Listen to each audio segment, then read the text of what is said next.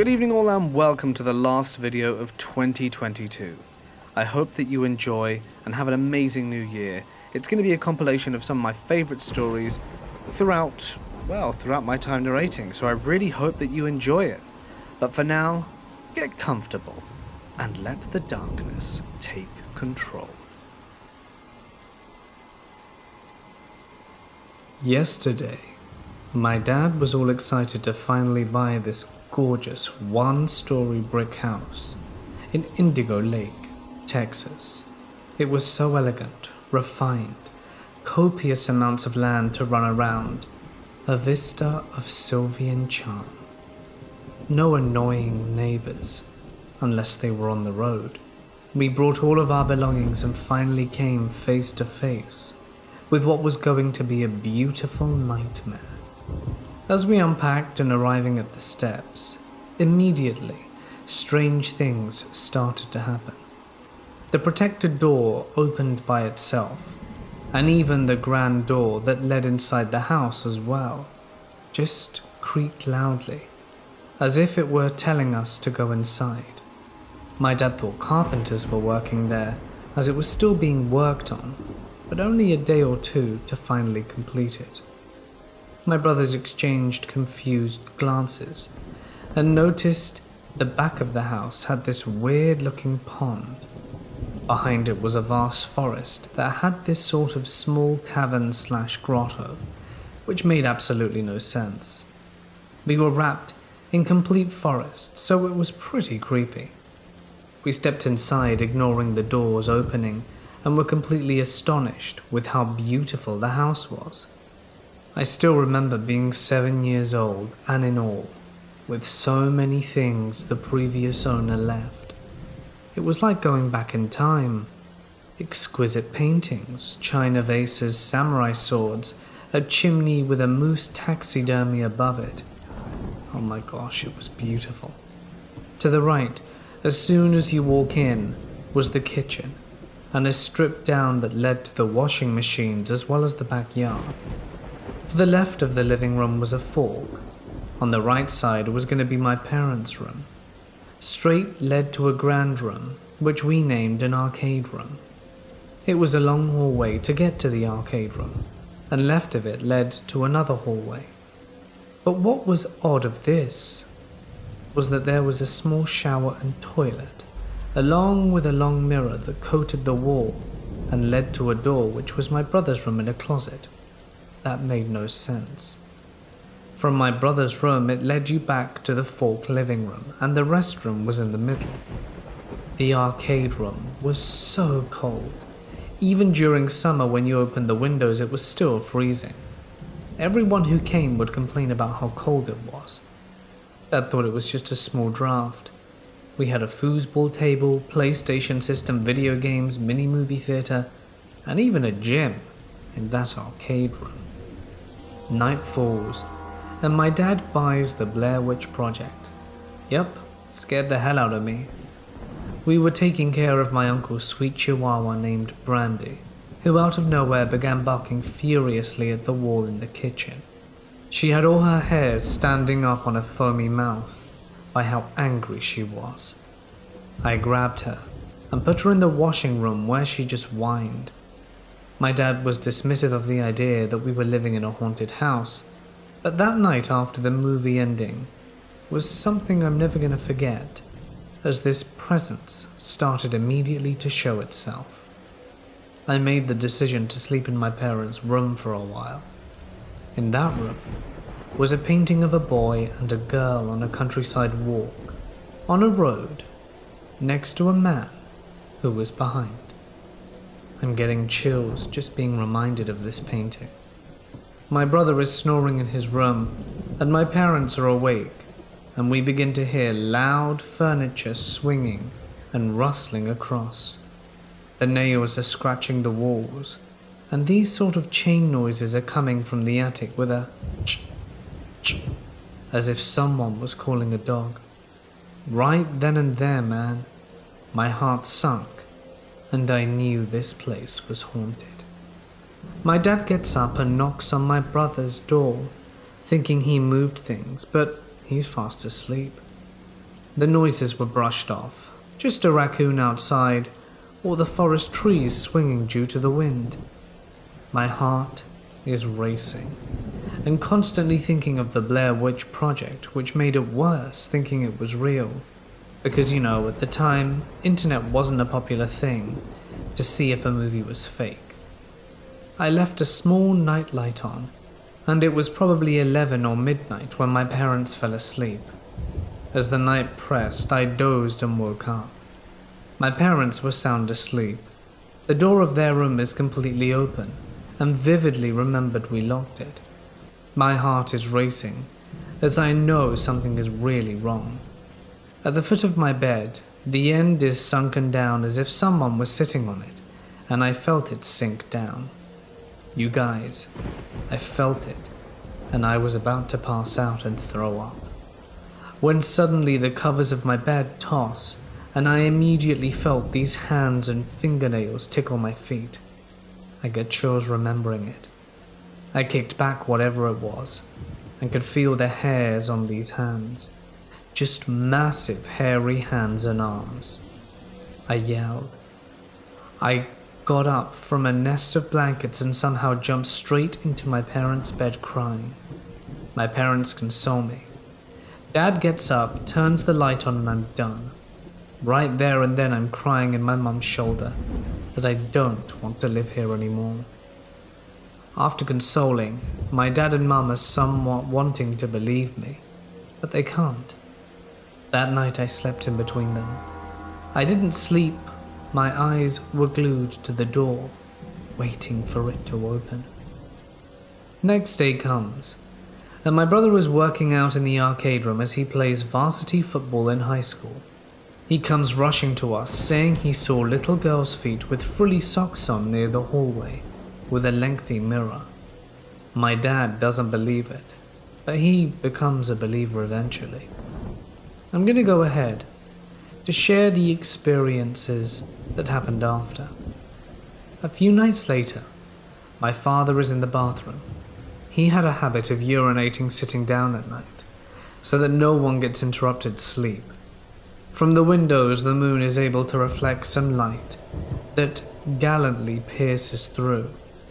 As my dad is urinating, he notices my mum is at the door and says he will be done shortly.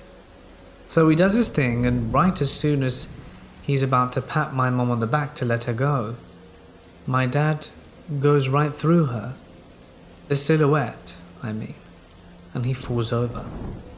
That night is the one I remember he finally became a believer, and shouting at us to come out, and turns on all the lights. He was as pale as a ghost, but I was relieved that I wasn't crazy. Water always turned on as well. Bath water, even the shower, where the long mirror hallway was. One time after a party finished and everyone went home, I took a long bath with my action figures and had a huge curtain that covered it. My mum sometimes would use the bathroom whenever I showered, so I heard her walk in and noticed the shadow pass and would just say, "Hey mum?" No response. So whatever, off I played, and upon finishing the bath, the bathroom door was wide open. I came out telling my mum why she didn't close the door, and she said that she didn't use the bathroom and was outside cleaning up. It was scary. A lot of stuff went on in that house. We had family friends stay the night to look over the house while we went on a trip. That following night, they called us saying they were leaving as they were getting too spooked. The couple kept having dreams of a handsome man with hairy hands touching them, and he would laugh a lot. And his wife said that the painting in my parents' room was moving. She noticed the kids in the painting moving, and the television in that room turned on and the volume would flood up so high to the max. They left in the middle of the night, after a mere few hours. We were all painting the fence of the house, and saw neighbors jogging on the road. They approached us and told us the house had belonged to an artist who ended his life in our garage. No one ever got close to him, as he was always reserved and spoke to no one, but joggers would see him with art supplies all the time. No one ever knew who the girl that my brother saw was. Right then and there, my mum called her, who is a spiritual person, and told her to take incense and just walk around and talk kindly to the man and ask him to leave. After the small ritual, we never felt anything. Looking back, it feels odd to have been scared. Maybe he was just really lonely and in a dark place at the time, and was just playing with me, wanting his presence to be acknowledged. The carpenters even mentioned that they would see a girl roaming around our pond with this strange face scarf on. Funny thing is, my mum stayed at home while my dad worked, and while my brother and I were in school. She never experienced or heard anything. Anyway, we ended up selling the house because it was flooding a lot, and the creepy part about the grotto in the back, near the farmer's pond, was that after coming back from evacuating the floods, we found so many dead animals stacked on top of each other. Dog, geese, cats, 2 horse and owls. It just gives me the shivers every day. The arcade room is still frozen cold as well. I haven't been back, but I would be more than happy to share the paintings that he had in the house, as all of his belongings are in storage. The first incident happened when I was 11 years old, in 1989. We had just moved to a very hot state from a very cold one, and it was a few weeks into the school year. My stepfather at the time was a cheap arse, so he wouldn't turn on our air conditioning, so we had our windows open at night. It being roughly 85 Fahrenheit at night, so it was very hot. I could see my windows from where my bed was. It had vertical blinds over it which were closed, but the window was open. I woke up at some point in the night, seeing light shining through the blinds and hearing a radio or some kind of chatter. I couldn't understand the words being spoken, but it sounded like people talking. I thought the neighbors were throwing a party, which is weird for a weekday around 3 a.m. So I tried to ignore it and go back to bed. Maybe an hour later, it's dark again in my room. I woke up and looked to my side and saw what everyone describes as a typical grey alien, about 3-ish feet tall with big black eyes. It was terrifying. It turned to face me as I noticed it. It looked like stop motion, how it was all slow and jerky. As it faced me, I threw my blanket over my head, tucked in all of my limbs under it and crossed my legs so that none of me was exposed and began praying. I've never been a religious person, but I didn't know what to do. I asked to every deity I was aware of, Jesus, Allah, Buddha, anything I could do to please protect me and make it go away. I remember how terrified I was, my heart pounding in my chest. It was so hot under those blankets that I could barely breathe, but I was too scared to move for what felt like hours. I didn't exactly know what time it was or how long I lay there, but I stayed there, too scared to move, praying until the sun came up, and my alarm for school went off. Since that day, I've slept with my head under the covers every night, until I was an adult, and even now I sometimes do. Soon after that, I was diagnosed with an incurable, yet manageable autoimmune disease. Not that they were related incidents, but I feel like it's relevant to mention. In my search for answers, I saw a psychic once, who was positive I was full of crap. She said that their appearance was related to my illness, but I'm fairly sure she didn't know what she was talking about. A few years ago I got hypnotized and EMDR done, related to these memories. Out of the hypnosis I remembered that there were 3 of them, 1 in my room and 2 outside my window. The hypnosis also brought up a memory of a different night in the same house, where I was getting a drink in the kitchen late at night. The idea was conveyed that they were hiding under the kitchen table, and they were or are always around, watching. I don't like saying the word alien because I'm not sure what they are. They also didn't look exactly the same way they're depicted. They don't look organic or fleshy. They look very angular and sharp, 99% of the pictures that you see online are fake. At least, they don't look like what I've seen. I saw one picture taken in the dark next to a car where you can see one off in the distance illuminated by flash. But that's the only time I've ever seen media of it potentially looking like what I saw. The therapist that did the hypnosis thought I had some kind of abuse, and that's where the PTSD came from. But no matter how hard she poked at the idea, it never panned out. I don't think that ever happened to me, as in it doesn't explain the other memories that happened way later when we moved out of that house and away from my stepfather, the only one who had any potential to try and hurt any of us. The hypnosis revealed a much earlier memory when I was around 7 and living in the aforementioned cold state. I remember standing in the snow in the middle of the night. It wasn't cold, but I was barefoot, and I saw a woman in a red dress. She was one of them, big head, scary eyes, and was taller than the rest, and I felt safe with her, like a friendly mum or family vibe. There were other people out in that snow too. Some were walking somewhere, I don't know if they were going very far, and there were ships in the distance. There's a specific feeling I get even now which reminds me of exactly that feeling of standing in the snow, where my body is warm but the air all around is cold and dark, like familiar and comfortable but lonely and isolating, like warm and cold at the same time. The second time I saw them, I was still living in a very warm southern state in a different house with a different stepdad. This one was actually amazing. I found myself waking up sitting on the floor in our kitchen across from Helen Hunt, the actor, at the time. Mad About You was pretty popular and I had a bit of a crush on her, you see. I was confused because I woke up sitting cross-legged and also Helen Hunt was smiling, sitting a foot away. "You don't really look like this, do you?" she said. "No, but I thought you would be more pleasant than you." I noticed around the corner in the other room, hiding behind a chair, there was one of the aliens.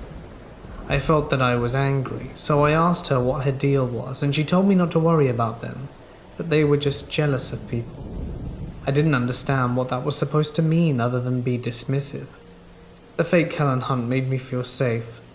I figured she went out of her way to look for this, and to make it more pleasant for me, so that others may show concerns for my feelings. Maybe they can't all be bad. I felt like she was protecting me from the scarier ones, but they were also present. But she seemed like she was in control. My paranoia said that they just wanted me to be convinced, and I talked with her some more, but I didn't remember any of it, other than it being a generally pleasant experience, besides how strange it was. There were other small pieces I remember, odd situations that happened around the same time. My sister waking up late one night scared because she saw a light move outside her window. I watched as there were power lines and you could see stars moving back and forth over them, using the wires as reference. I couldn't have seen the satellite, or stars or planes. They were literally dancing around. My sister and I were too scared to sleep, so I told her I'd sleep on the floor to keep her company. I asked her as an adult if she had any memories about them, but she told me she did not. Not even the light incident? There was this odd dream I had been given a task in, which was to catch a fish. Then the dream would repeat itself and give me a slightly different circumstance, like catch a fish but only with a spear this time. It would repeat several times until I would become aware of it. That would break the dream logic and I would wake up, and it happened several times. I would always wake up with the same feeling of dread that happened after, and it always felt like I was related to them. I've had dreams where I was being chased by them, where ships were searching for me with beams while I was in the building, and it's been a pretty consistent theme throughout my life. I've mentioned this in the last one before, but when I was 17 to 18 I was still living at home in the same house from before. At this point it was now the mid-90s. I wake up in bed and saw a bunch of Muppets or puppets throwing a party in my bedroom. They were mostly fuzzy and blue, I think. The light in my room was bright and happy, and I felt like this Muppet show was condensing, and told them I don't believe them and that this is fake. As soon as I said that it was fake, it felt like the air was sucked out of the room. The lighting went from happy to dark and dramatic immediately. All of the fuzzy blue Muppets peeled off their masks, revealing big, scary grey aliens. I couldn't tell you how many they were, but I felt like there was a lot of them. A big one floated out of the closet towards me. It didn't walk, it just glided, and I could tell that it was pissed. He talked, or at least I heard him, because I don't remember seeing their mouths. We're trying to make this easier for you, but that's not going to happen now. I was terrified, just crying in bed and sobbing. The big one cradled my head and looked at me, seeing me so scared and upset, then said, "You're not ready yet." Then I woke up in bed in the morning with dry tears on my face. After that night, I haven't seen them again. I feel like I failed a test after the Muppet encounter, since they were testing my fear level or something, I don't know. But I've seen the occasional shadow person run across my house. I've had a dream about them. I've had 1 or 2 incidents where I felt like something was in my house and went around searching closets like a madman at 3 a.m. I'm not saying it was aliens. I've become comfortable with the idea that maybe I hallucinated these things, or maybe there were experimental drugs in school cafeteria lunches. Perhaps it's just vaccine side effects. Who knows? All that I know is that I saw it, and that it was real. This happened to me when I was in college, and is probably one of the creepiest and weirdest things to ever happen to me. I believe in ghosts. I've had countless experiences in my life that have made it almost impossible for me not to. And this still gives me chills whenever I think about it. I was a freshman in college and was heavily involved in the arts, theatre and music specifically. The fine arts building of my college had quite a bit of history. It was built in 1916 and had previously been one of the largest Masonic temples in the city. This is fairly evident by the Masonic symbols adorning the building and covered the stained glass windows. I'd heard rumors of secret passageways under the building that ran all the way into downtown, but I will say I didn't believe them. A few of my professors had told stories of seeing shadow people, or feeling like they were being watched when they knew they were alone, but I thought that they were just messing with us freshmen. I spent most of my time in the costume shop. I should note the costume shop was on the sub-ground floor, technically the basement. It was down 2 flights of stairs from the main entrance that led you to a landing with the costume shop and another door that I just assumed was a utility closet because it was always locked.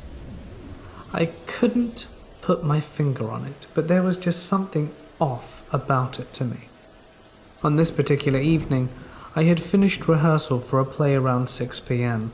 and figured I would do a bit of cleaning in the costume shop while I waited for my roommate to meet me so that we could grab some dinner. I was outside the costume shop when I heard a knock on the door. I walked over and looked out the small window to the right side of the door expecting to see my roommate, but there was no one. I opened the door and stepped out, looking around. I looked down the hallway to the left of the door to see if my roommate was trying to freak me out. Nothing. I shrugged it off as me being tired and went back into the shop and shut the door behind me. I went about my business for a bit until I heard another knock on the door a few minutes later. I was more hesitant this time. I walked to the door and again I looked out the small window. Still there was no one outside. I tried to open the door, and while the handle turned, the door wouldn't budge. I pulled harder thinking maybe the door was stuck, but it didn't feel like that. It felt like someone was holding the door shut. I looked out the window again and still didn't see anyone. I was now frantically pulling on the handle, feeling the fear rising in my chest. I let go of the handle only to have it start shaking wildly. Suddenly it stopped. Everything was quiet with the exception of my own shaky breath. Then from outside the door I heard the sound of a door creaking open. I gathered my strength and tried the door. It opened and I cautiously walked onto the landing.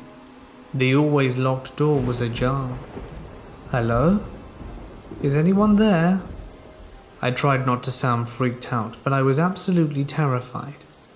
I pulled open the door, but was greeted by a pitch-black staircase leading down. It smelt like a tomb sealed for 100 years, musty and ancient. I felt the wall for a light switch but couldn't find one, and I reached into my pocket for my cell phone and turned the screen on. It was bright enough that I could sort of see my way as I made my way down the stairs. The walls were brick and the stairs were made of stone. The closer I got to the bottom, the colder it became, and I was on the second to last step, straining to see what was in front of me. It was a door, a large stone door. I was about to move to the last step when I heard it. Her voice was deep and sounded like it was right in front of me. I had only said one word: "Welcome." I couldn't even scream. Instead, I ran up the stairs, tripping at some point and skinning my knee and shin.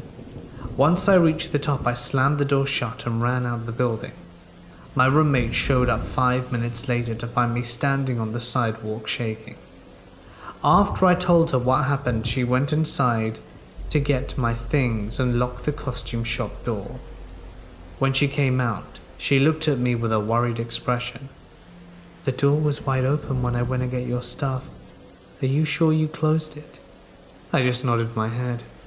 I walked home and didn't really talk more about it. I didn't go back into the building until the end of next week. I just couldn't bring myself to do it. When I finally did descend the stairs and felt a chill shoot through my body, I looked at the wall where the door had been, and there was nothing there. It was just a wall. I thought I was losing my mind. I walked to the wall and studied it. My drama teacher happened to be walking by and I stopped him. "Wasn't there a door here?" He chuckled. "Yeah, they walled it up last week. Did it in a hurry too. Not entirely sure why though. I always thought it was a closet or something." I can't say what I encountered that night. Was it the spirit of a Freemason who never left the temple? Was it something more sinister? I honestly don't know. I spent a lot of time in that building over the course of my 2 years at the college, and while I had other odd experiences, they were nothing compared to what I experienced that one awful night. This happened during my holiday this past Christmas. I went on a family holiday with my dad, mum, and brother to Tasmania, which is kind of like a big island to the south of Australia. I wasn't incredibly interested in the trip. I just wanted to spend time with my family, so I left all the bookings to my dad, and I never will again. He has his own Airbnb he manages, so I thought he would be able to find a decent place on his own. When we rocked up to the Airbnb my dad booked, the first thought I had was, if I wanted to sell drugs, I would do it here.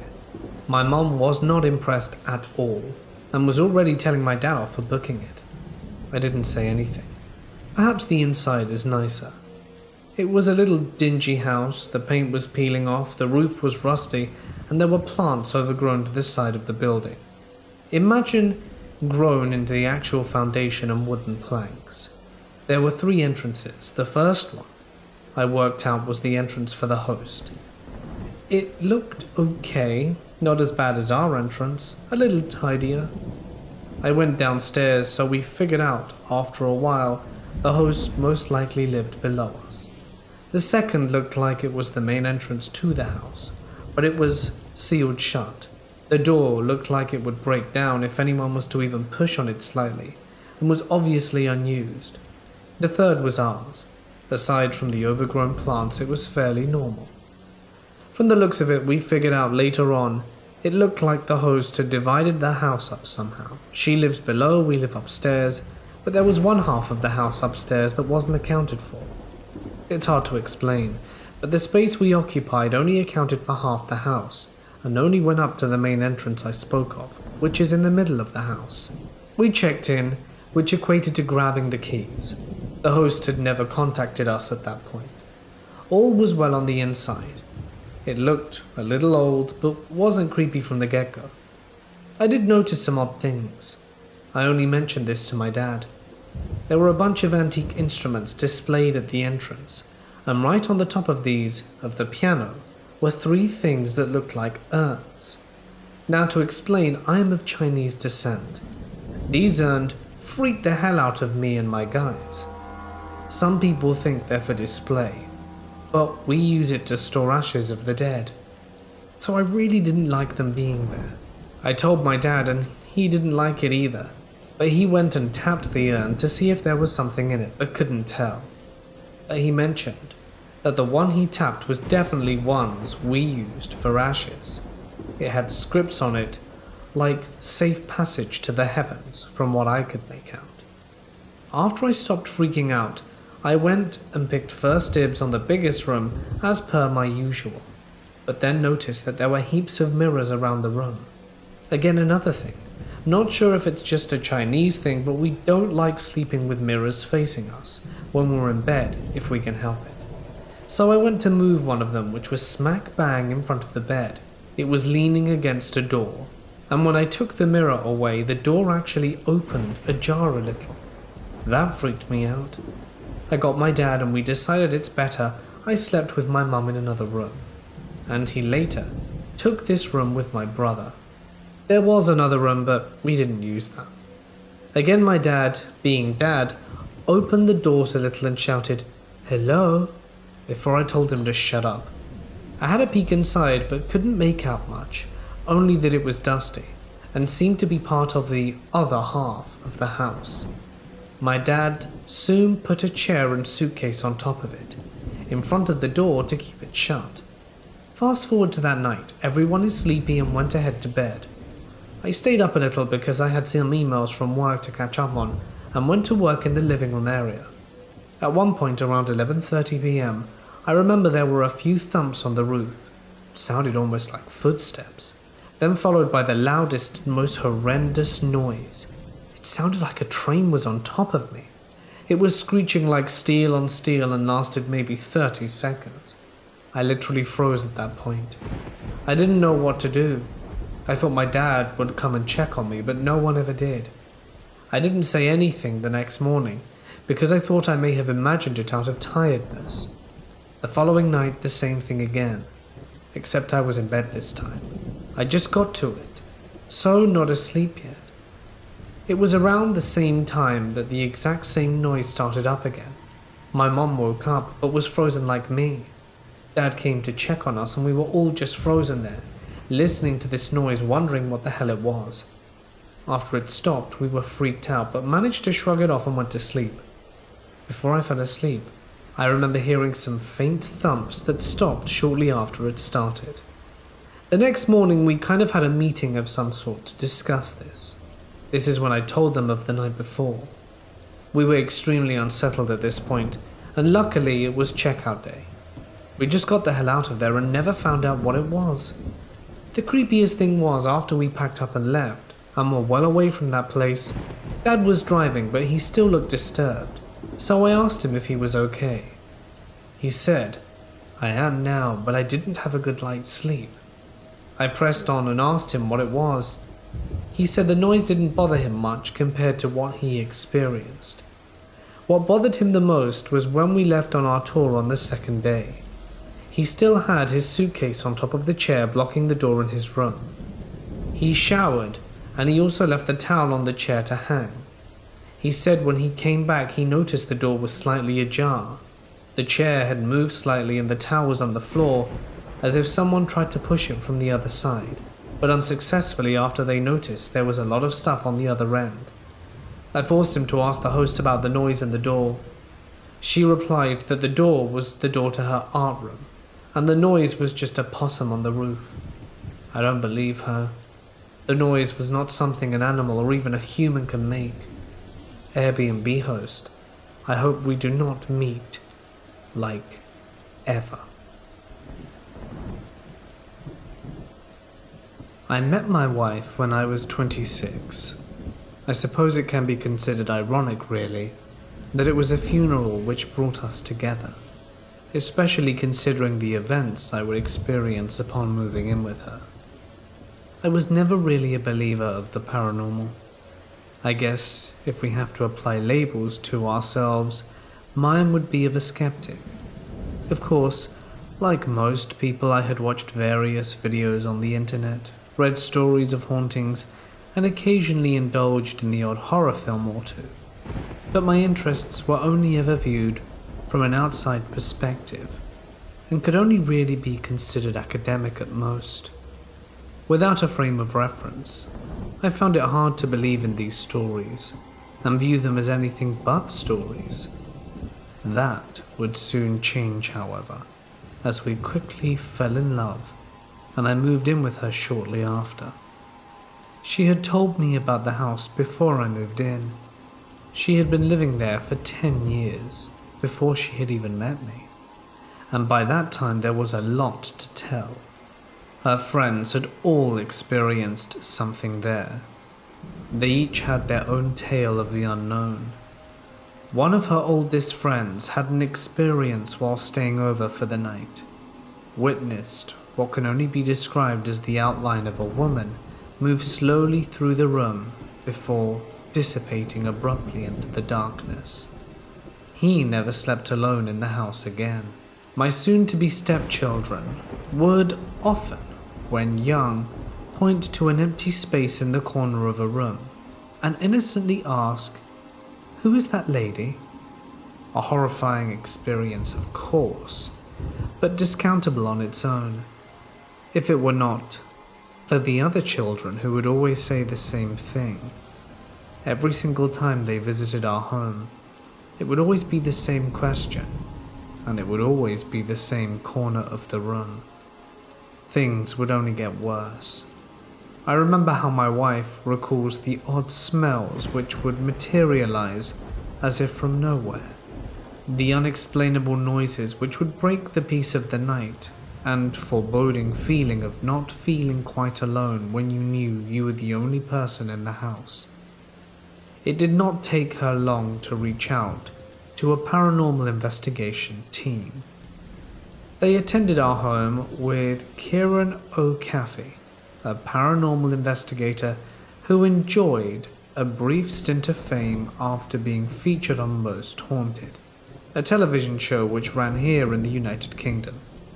They brought along a psychic who not long after entering the home had an unnatural aversion to one particular corner of the room, which would soon become my new bedroom, and the particular corner where the children had witnessed the lady. Without any prompt, the psychic explained to my wife that the previous occupant of our house, a woman, had ended her life via rope in that very corner.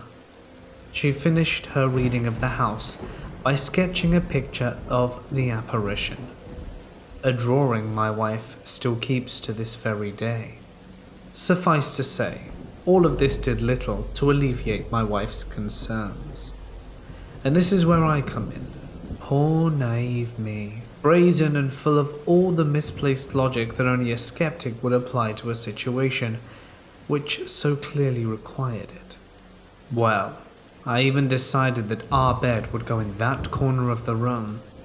Looking back now, I can only lament at my childish bravado. My first night was unremarkable, of course. There was the typical excitement about me moving in, but nothing which could be considered otherworldly. At that point in my life, I knew I wanted to be a writer, but lacked any real motivation. That did not stop me, however, from tapping away at my laptop until the early hours of the morning, while my wife slept soundly in the corner. Around 1 in the morning was when it started. It began slightly at first, but it quickly became more noticeable as the minutes progressed. A sound, a noise of sorts. It sounded like scratching, and it was coming from the direction of our bed. I paused my work for a second and turned quickly around in the darkness, my ears directing me towards the source of the noise.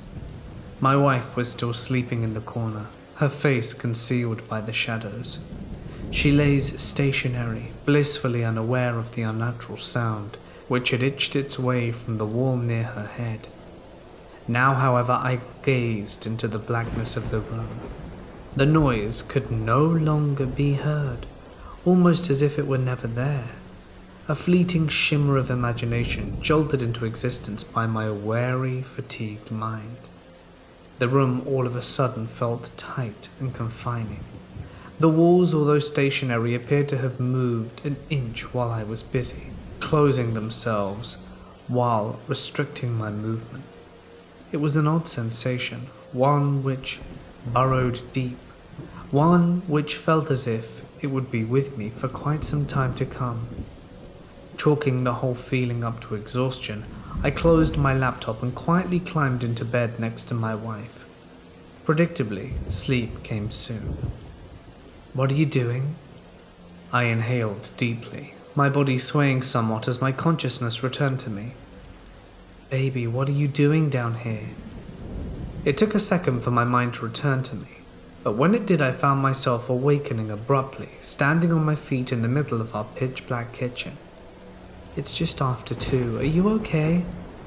Even through the darkness, I could see the concern etched into my wife's beautiful features.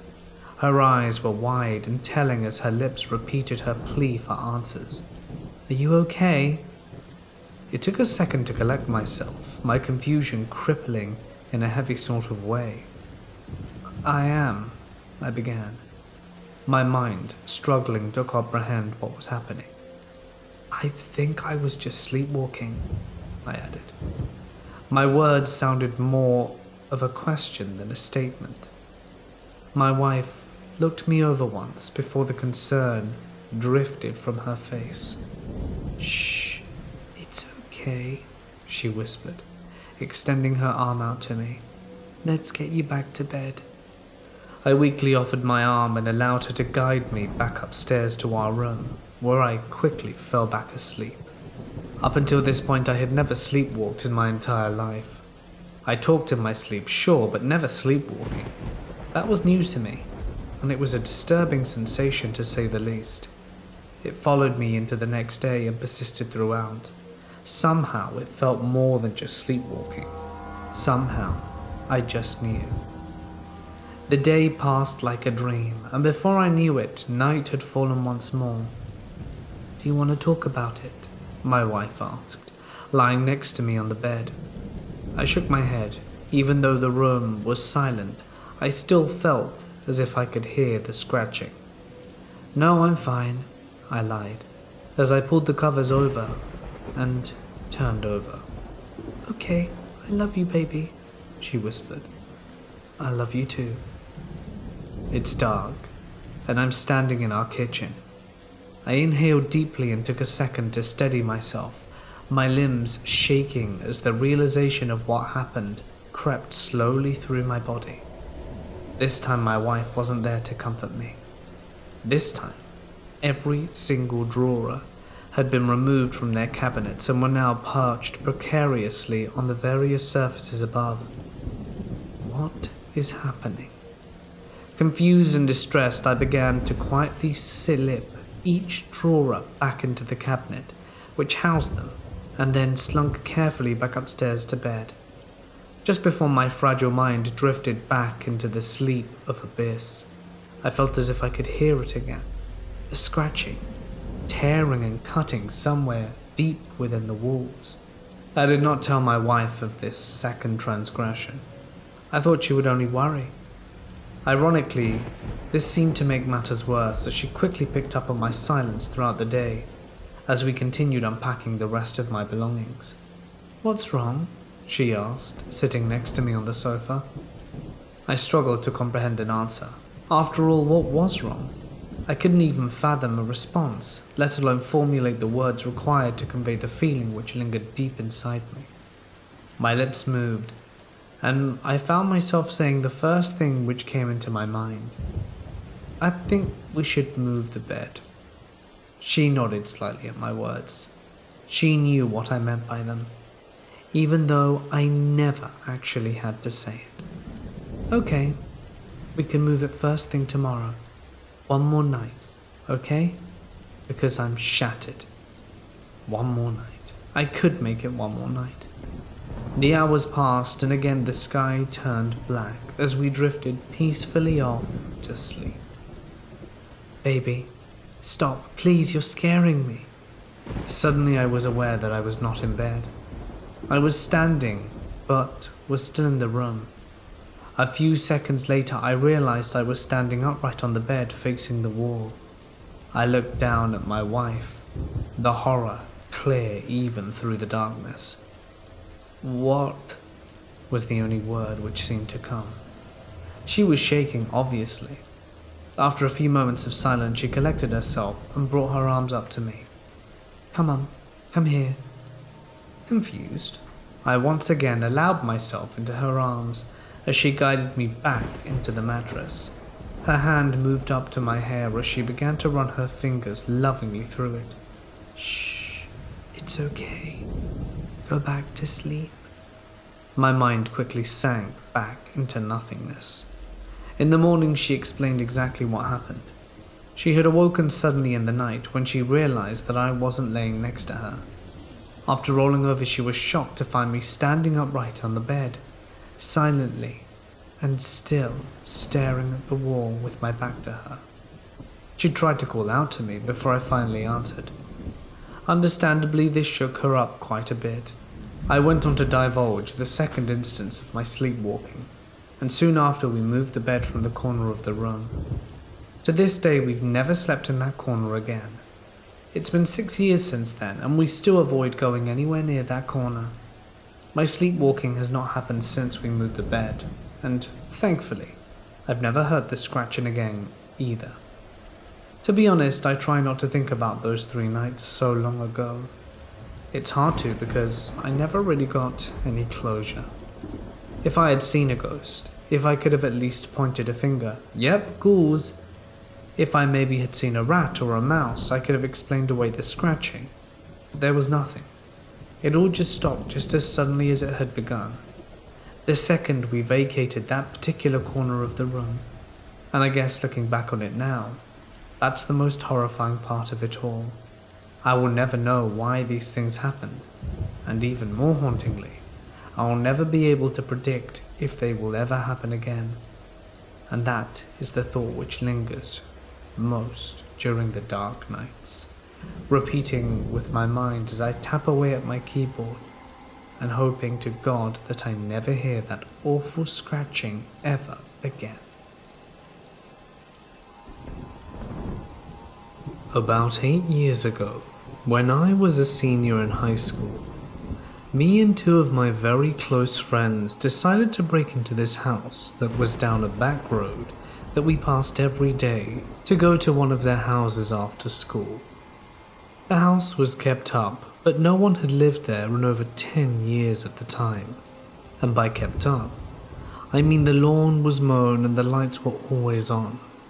It was pretty well known in the community that no one lived there, but the bills were paid by someone, and no one had lived there in years. So being teenagers, we decided to check it out after dark. There was a driveway that led to a covered garage in the back of the property that couldn't be seen from the road. We pulled in just after 11 p.m. and made our way back to the garage, and we parked. The entrance was clear, and there wasn't a soul around. Since the garage was behind the house, we made our way to the back entrance of the house and noticed there was a plywood slab that covered the back door's windowed top half. We proceeded to pry the cover off the door and revealed that the windows had been broken before, probably by another group of teens in the past, and we had our entrance. Once we climbed through, each helping the last through the window and into what was the kitchen at the back of the house. Once in the kitchen, We moved to the eerily tidy living room of the house, which was sort of infamous for being the room in the house with the lights on. There were magazines all dated to 1998, stacked neatly on the table in the middle of the room, and it was fairly clear that an elderly woman had once been the occupant. There was a sewing station and decor to suggest this. We felt safe at this point.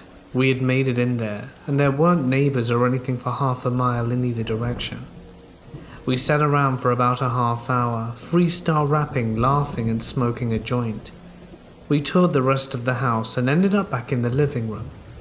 It was overall pretty creepy, but pretty typical too. Just seemed like a normal household that hadn't been changed in 15 years. This is where it gets weird.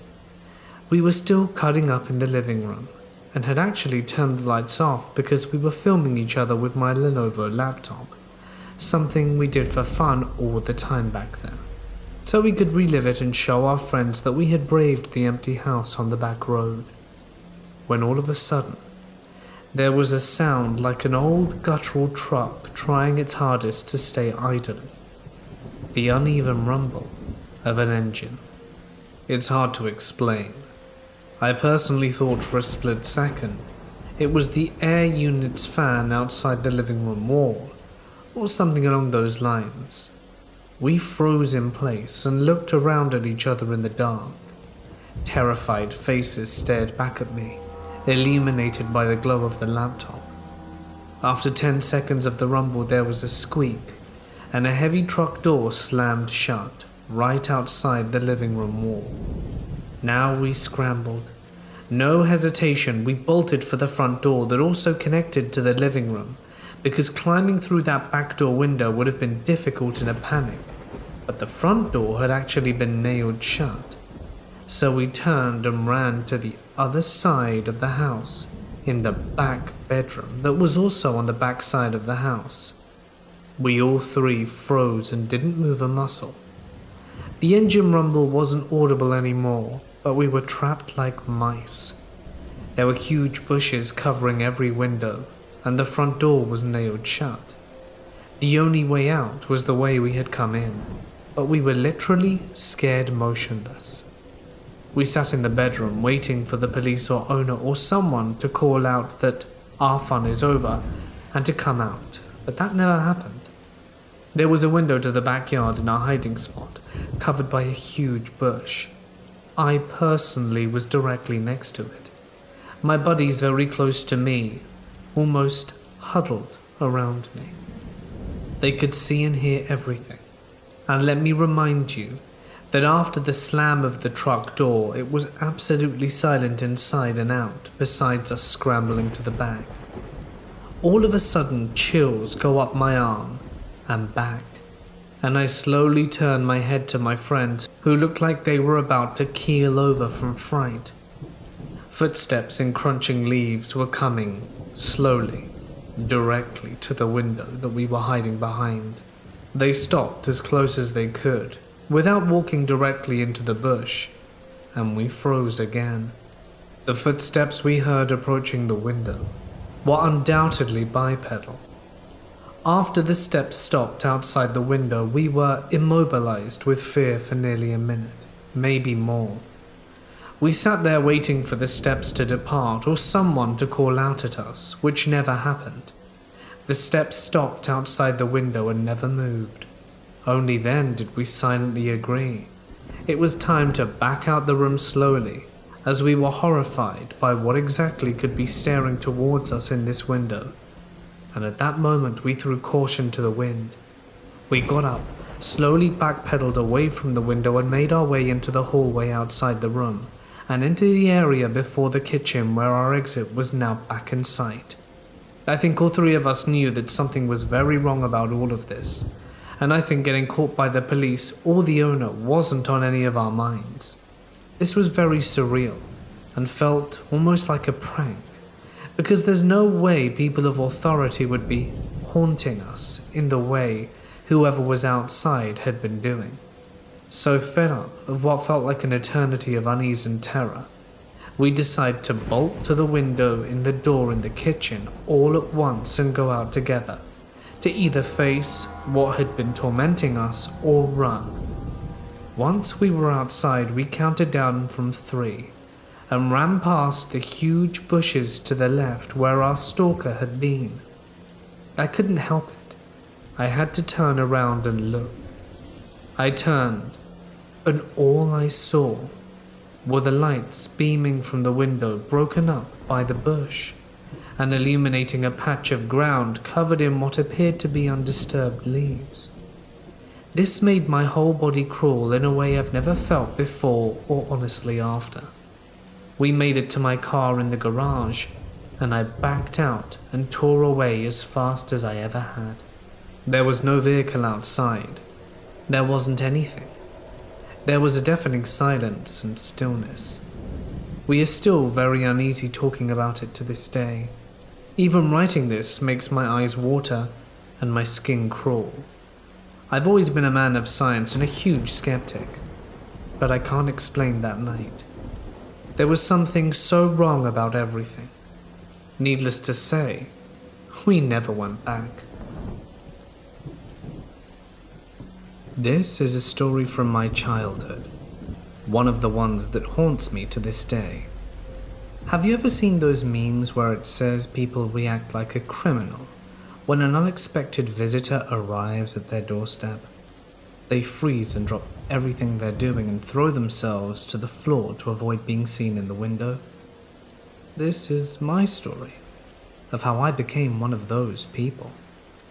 At the time, I must have been around 7.5.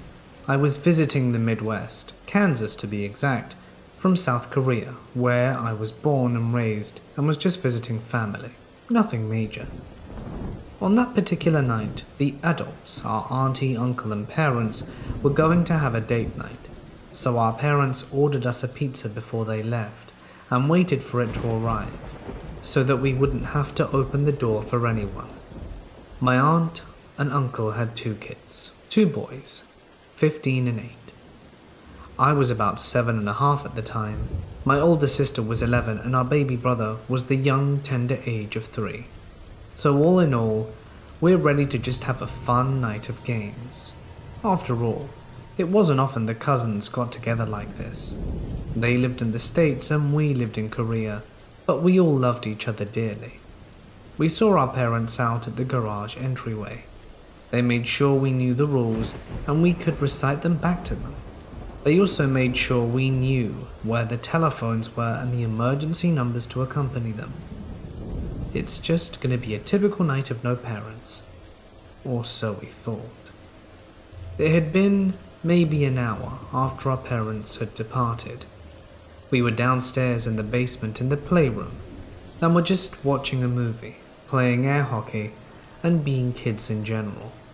We weren't being loud or anything, and even if we were, it wasn't much of a big deal, because the way houses were in Kansas, the basement are built in the ground in case of a tornado.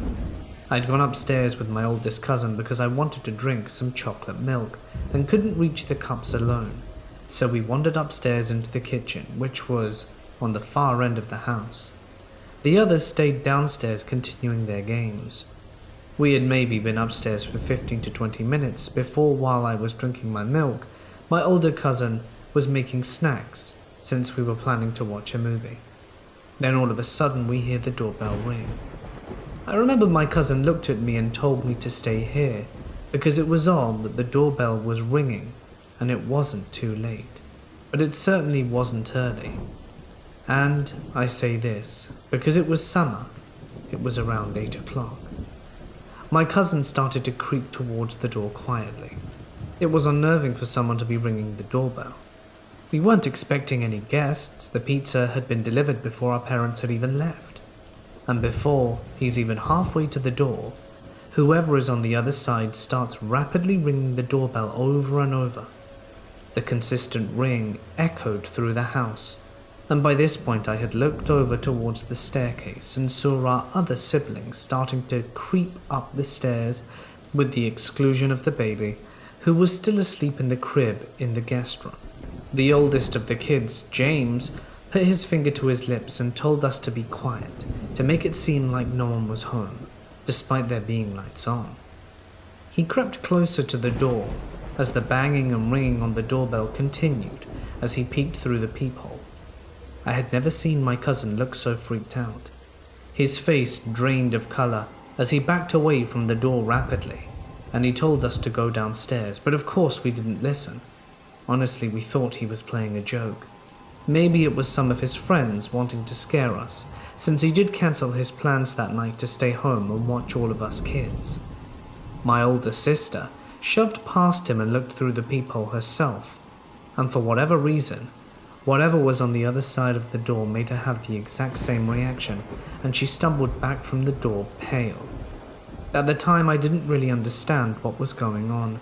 I don't think any of us younger kids really did, but something wasn't right.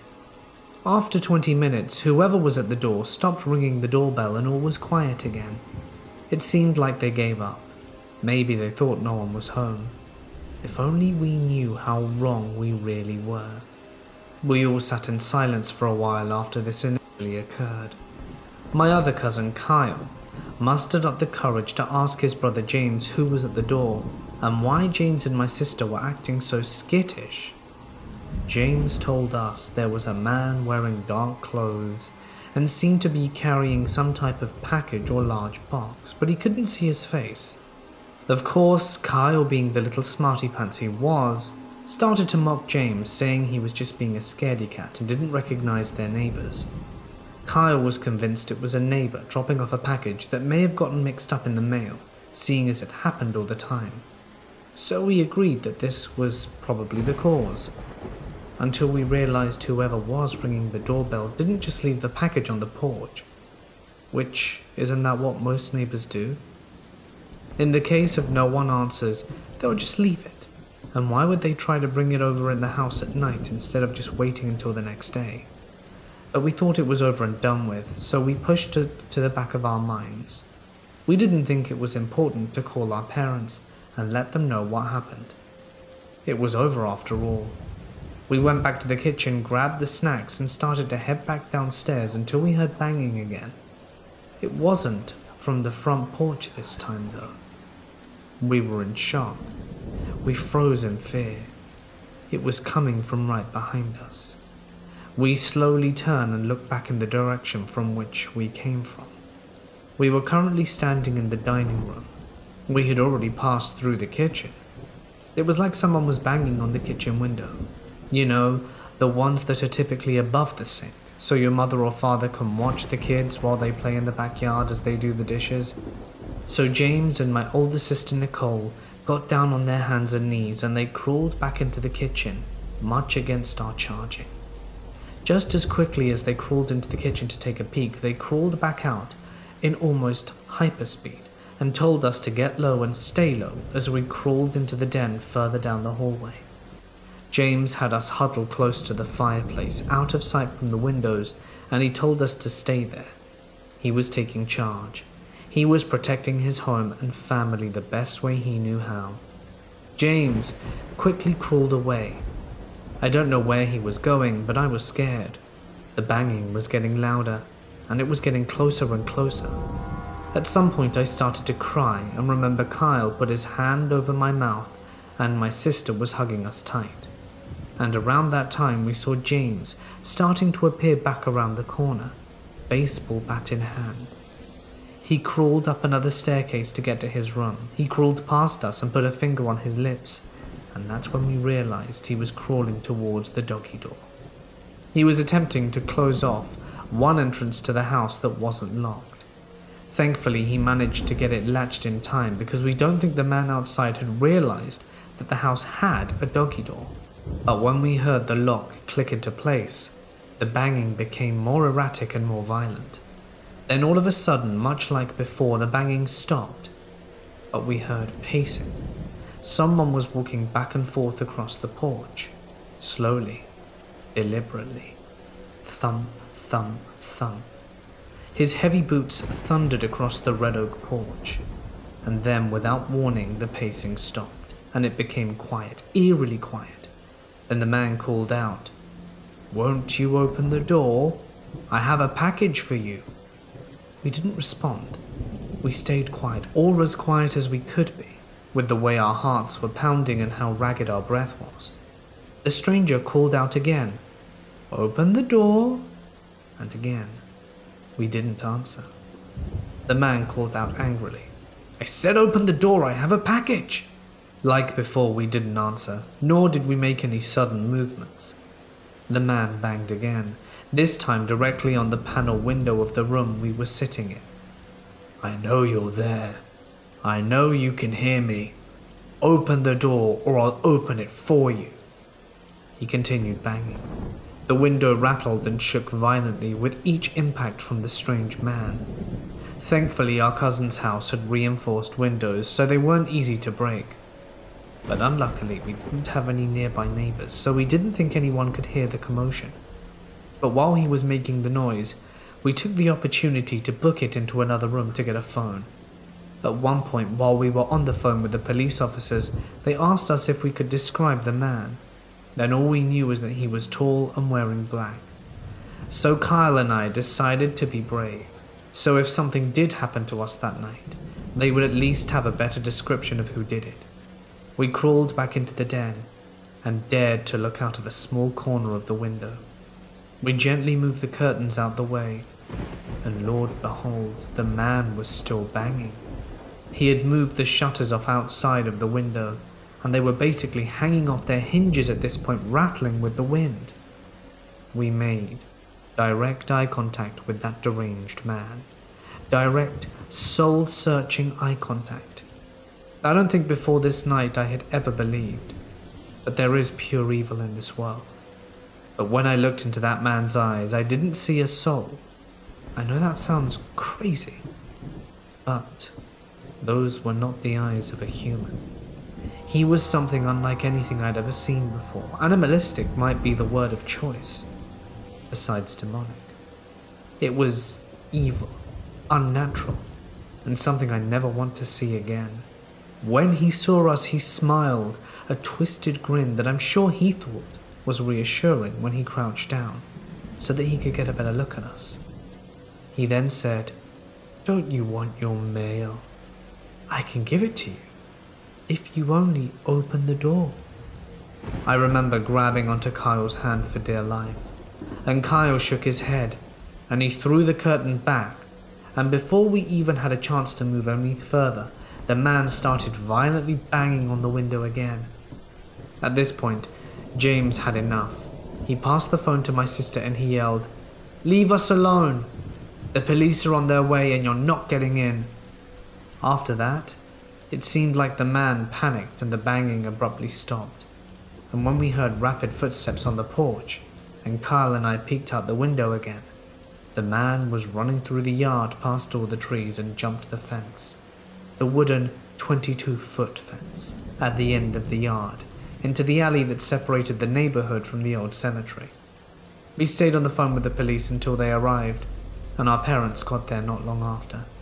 But the man was never caught, and we don't know what happened after that night. He just vanished into thin air. To this day, I'm 21 now. Whenever the doorbell rings when I'm not expecting a visitor, my heart drops. I break out into a cold sweat, and that's all thanks to the mystery package man. I was about 19.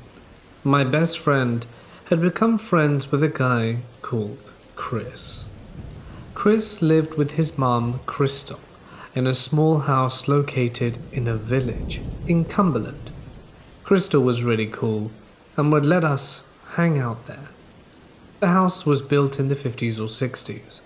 All the doors in the house were glass. The living room had 2 entrances with double doors, and there was a conservatory on the back of the house, which the other doors led to. Basically, at night, no matter where you stood, you could see everywhere on the ground floor, either directly or reflected in the conservatory. There was a small garden with a fence, and then the woods. The people in the village itself were weird. We would have a nervous laugh about it being like the children of the corn. Village of the Damned or the League of Gentlemen. The kids in the street would stop and stare as we walked by. Shopkeepers would stop what they were doing and smile but never say a word the whole time. People walking down the street would either be mumbling or laughing to themselves. On a few occasions, they would walk until just past us, scream and then run off down the street, as we all stood looking bewildered at each other. And I would say, I hope you know we're all gonna pass here. I'm not exaggerating when I say that is how everyone was on the street. They behaved in that way without fail. It was creepy, absurd, and a little bit hilarious. One day me and my friend Bud went to the local pub, where everyone stopped and turned to look at us. The pub was full of men in polo shirts. Anyway, you just need to understand the nature, the surrealism of this place, where everything was quite strange. It wasn't long into my first visit before we got Crystal talking about some of the weird things that go on, not just in the house but the whole area. She had collected newspaper clippings from the local paper to back up some of her stories. Here are some events that I remember she told me. If you've ever heard of the Bonnie Bridge UFO sightings, on one of these occasions, a UFO was spotted near the village. The woods were well known in the area for the amount of bodies that turned up. It was rumored that a coven of witches practiced black magic in the woods. People said they had seen robed groups of people in the woods and white horses in nearby fields. People had been found with their lives taken where the trails cut off. Chris and Crystal told me one night the entire street was out in the backyard. There was chanting coming from the woods. They said it was so loud it must have been at least 50 people. Men, women, deep voices, high voices. Crystal said the creepiest part was as soon as the chanting stopped, it would instantly start in another part of the forest, like they were jumping from one part to another, or a group of hundreds of people throughout the forest were performing some perfectly coordinated chanting in the dark. To a bunch of teenage adventurers, this place was crazy. Crystal also mentioned that strange objects had been left on the steps in the backyard, feathers and twigs tied with twine, and a few times robed figures standing just beyond the fence. Well, that was all mind-blowing. And then she started to tell us about the house. Both Crystal and Chris refused to use the second-floor bathroom to go in to the spare bedroom. At some point, Crystal had noticed scrabbling sounds coming from the loft. She assumed it was either a rat or squirrel that had gotten in. Also that all the spoons in the house had started to go missing. Each time she returned to the house, another spoon was gone. Finally, there were no spoons left, and she tore the house apart trying to find just one with no luck. She searched everywhere except the spare bedroom. She was pumping herself, getting ready to go in, when she heard a bump from the loft. Oh no, she thought. There's someone living in the loft. She called the police. Chris had come home from a friend's house at this point, and they both listened to the bumping and scrabbling as they waited for the police. Even the police heard it when they arrived. They pulled down the hatch, went in, and found nothing, except all the spoons laid in a row in front of a burned-out candle.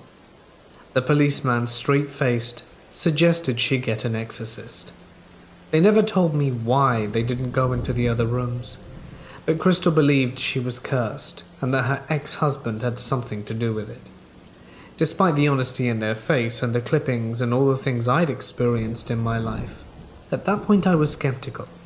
It's hard to let go of that, even when we did start experiencing things. Often a group of us would be hanging out, watching a movie or something when this would happen. The first time we all sat there, gradually it dawned on me I could hear something. A perfectly natural sound. Someone was in the kitchen, clearing dishes away. I could see reflected in the conservatory window, someone moving back and forward in the kitchen. I looked left and right, doing a head count, and felt my blood drain. I turned to my buddy and said quietly, "Who the hell's in the kitchen?" Still looking at the TV, he said, "Oh, it's, quick head count." "I don't know." The rest of the group had begun to catch on. They saw it too. We armed ourselves with anything we could find: golf clubs, chairs, guitars. Half of us took the hallway entrance and the other conservatory entrance. As soon as someone could see directly into the kitchen, the noise straight up stopped. The clattering right up until the very last moment. None of us slept that night. However, it happened again and again. We purposefully took people who had never been there and knew nothing about it and waited for them to notice, and it was always the same without fail. Sometimes when we all decided to crash for the night, the only place left was the spare room. I went up, opened the door, and some big guy had beat me to it, right there all wrapped up in the quilt. I went back downstairs with a sigh. My buddy asked me what was up and I explained. He's adamant no one is in there, pointing out where everyone is sleeping. I agree, but I'm also adamant someone is there. We both go up, open the door, and the quilt is flat and hanging off the bed. The second time it happens, I was with my girlfriend.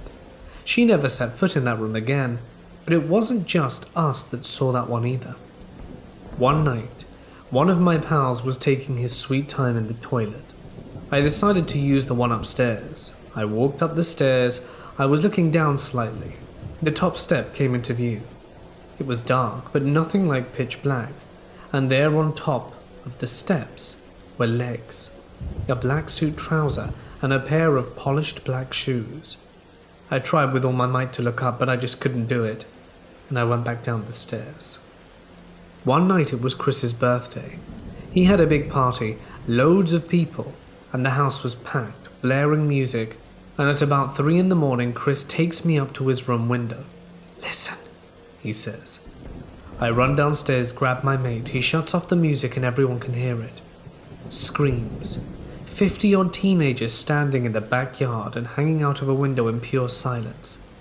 I swear to you, I will not exaggerate. These were the most blood-curdling screams I've ever heard. It sounded like a woman or child, and it was coming from the forest.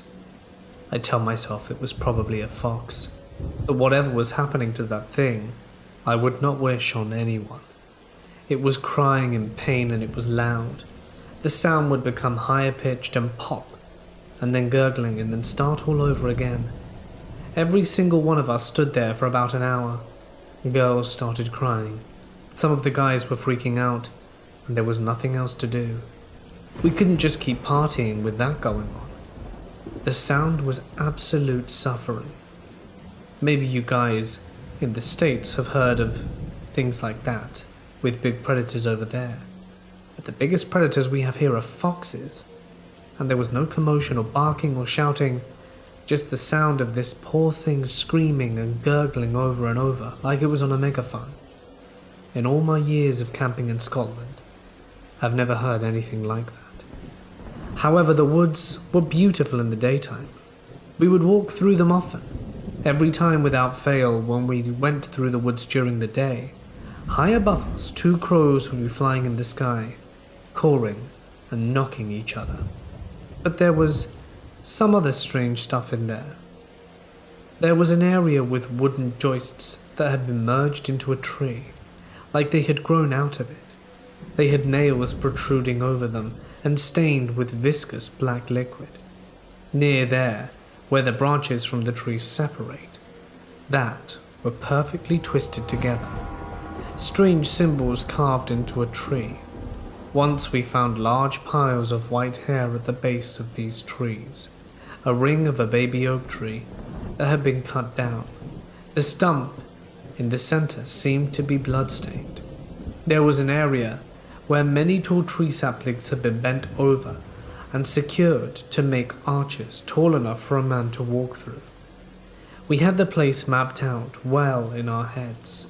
We knew where to go from each landmark to find the others. The area was segmented by roads too, but at night, even if we followed the compass to a T, nothing was in the right place. Fair enough, it's dark, you can get turned around, but what really gives me the creeps is that at night, and only at night, About 15 feet northeast from the ring of the tree stumps was a huge U-shaped hedge about 15 feet high. The U-shaped hedge created a corridor about 30 feet long with a dead end. It was monolithic, but we could only ever find it at night. Chris had a small den that he built when he was a kid. We hung out there a few hours one day, just chatting and stuff, and then went back. The next day we returned to the den, and there was a perfect 3-foot wide black circle enscorched in the grass around the den. It was summer. The grass was tall, thick, and dry. I don't know how someone managed to do that. I think our constant investigating was annoying someone. We took it as a warning, but we didn't stop. After that, we weren't going so much, and in smaller groups, but I don't remember much else happening after that. This next story is from one of Chris's other group of friends that I heard before going to his house. So Chris had another group of friends who refused to go back to the house.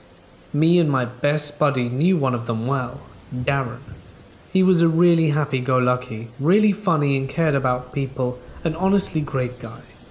They had similar experiences as we did, except these two. Not sure what order they happened in, so I'll start with what happened to Darren. We had been told that Darren would not talk about this. He would not say a word about it, having heard the story. I get that. So me and my buddy sat there with Darren in a pub in Glasgow city centre. It was a chance meeting, but since he'd had a few drinks I thought it would be worth asking. I said, "Dude, Crystal's house, what happened?" He stiffened up and I said, "I heard you won't talk about it. Can you just confirm what we've heard, even if it's just with a nod?" He nodded and confirmed the whole story that way, and I'll just tell you as I've been told it. He was sitting in the conservatory. It was a nice day, bright and sunny, and Darren was sitting alone. He had his headphones on listening to music when something caught his eye from his peripheral vision. He turned to look. Standing at the conservatory door was a woman draped in a black robe. She had long, straight blonde hair. Her eyes were wide and she was staring right at him. She brought her hand up and started tapping the glass frantically with her fingernail, all the time staring wide-eyed right at him. Darren freaked, got up from the couch, looked back, and the woman had moved back, but in the same position, still staring, but now just tapping at the air. He moved to the end of the couch, looked back, and she was further back, doing the same thing. He got to the kitchen door. She's back further, doing the same thing. He ran into the house, one last look back, and she's still on the other side of the fence. Still staring, still pointing. Darren didn't stop running. He ran upstairs into the bathroom, lifted the toilet seat and started smacking it on his head. His friends heard and pulled him away and calmed him down. After he confirmed a bit about the toilet, I asked him why. He said he just didn't know. One day they all decided to trek down into the woods. I think the group was about 8 strong, if not 7. Maybe one stayed behind. Anyway, Adam waited about 5 minutes after the rest set off because he wanted to freak them out. Adam had army experience. He was tall, 6'5". I knew him pretty well. He was cocky, funny, and confident. He told Crystal what he was doing and set off. About 2 hours went by and the rest of the group came back. Crystal asked, "Where's Adam?" You guys guess what happened next. They all went back in search of Adam. It was getting dark. They split up but stayed in earshot of each other. As they tell it, they searched for hours in the night. They met the edge of the woods, very upset at this point, losing hope. One of them shouted, "For God's sake, if you're there, make a noise. Do something." Right there and then, they hear a thump. They follow the sound, and only about 5 feet away, there he is, on the ground, leaning against a log, groggy. They grab him up, drag him back to the house all the way, and he's just slurring, "Witches, they got me, they got me." He had blood and a wound directly on top of his head. Blood was covering his face. He was close to delirious, so what they managed to get out of him was this. He ran down after them. He used his army training to sneak up on them. He was watching them from behind a tree. Then wham! He's on the ground leaning against a log. 3 women in white robes with blonde hair are staring in front of him. They tell him he shouldn't be there, and if he keeps coming it will be dangerous. The next thing he knows, his friends are shouting, asking him to make a noise. He groggily grabs a branch and starts hitting the log he's leaning on. He swears he follows them quite far into the woods, and the fact they found him where they did makes no sense. I spoke to him a lot about this. He was the most willing to talk and strangely the least bothered about the whole thing. He was also the only one in that group who wanted to go back, but that seemed to be the last straw for the rest of them. This is one more thing I almost forgot, that Chris told me about. Him and a mutual friend called Taryn went into the woods one day. They went to the den. They said it was a nice day until they started to head back. They heard a whistling noise. It got louder and louder, and they walked and walked until they were sure they'd left the woods. Then they began to panic. They started to run. The whistling started coming from in front of them, and they changed direction and ran. Taryn said the woods became a blur. They ran another way, and no matter which way they ran, the whistling was in front of them. Eventually, on the point of exhaustion, they fell out of the woods onto the road that led home. Taryn said it was the scariest experience of his life. He felt like they would never escape, and said he kept trying to slow down and be calm, but he just knew they had to run. I'm from India. This happened in one of the southern states there, back in 2012. We were all staying at my grandma's place for summer vacation, as we're plantation owners. We have areca nuts, mostly, some coconut, coffee, and cocoa too. The thing about plantations that you'll find is that they are extremely secluded, apart from neighboring plantations, which are still a fair distance away. The nearest city is a 45-minute drive on any vehicle via a dirt road. There are no street lights whatsoever, so you better know your way. My grandma lives out there with my eldest maternal uncle and his family, and they usually walk around at night with no fear whatsoever, which is something that I would never do. I'm a bit scared of the dark. So during vacations, we all gathered at this plantation for a get-together. Now this includes our family, 2 of my mum's sisters and their families, and 2 of her brothers and their families. 6 siblings in total. We get there early, like 9 AM or so, and my aunt and their families are there a few days before us.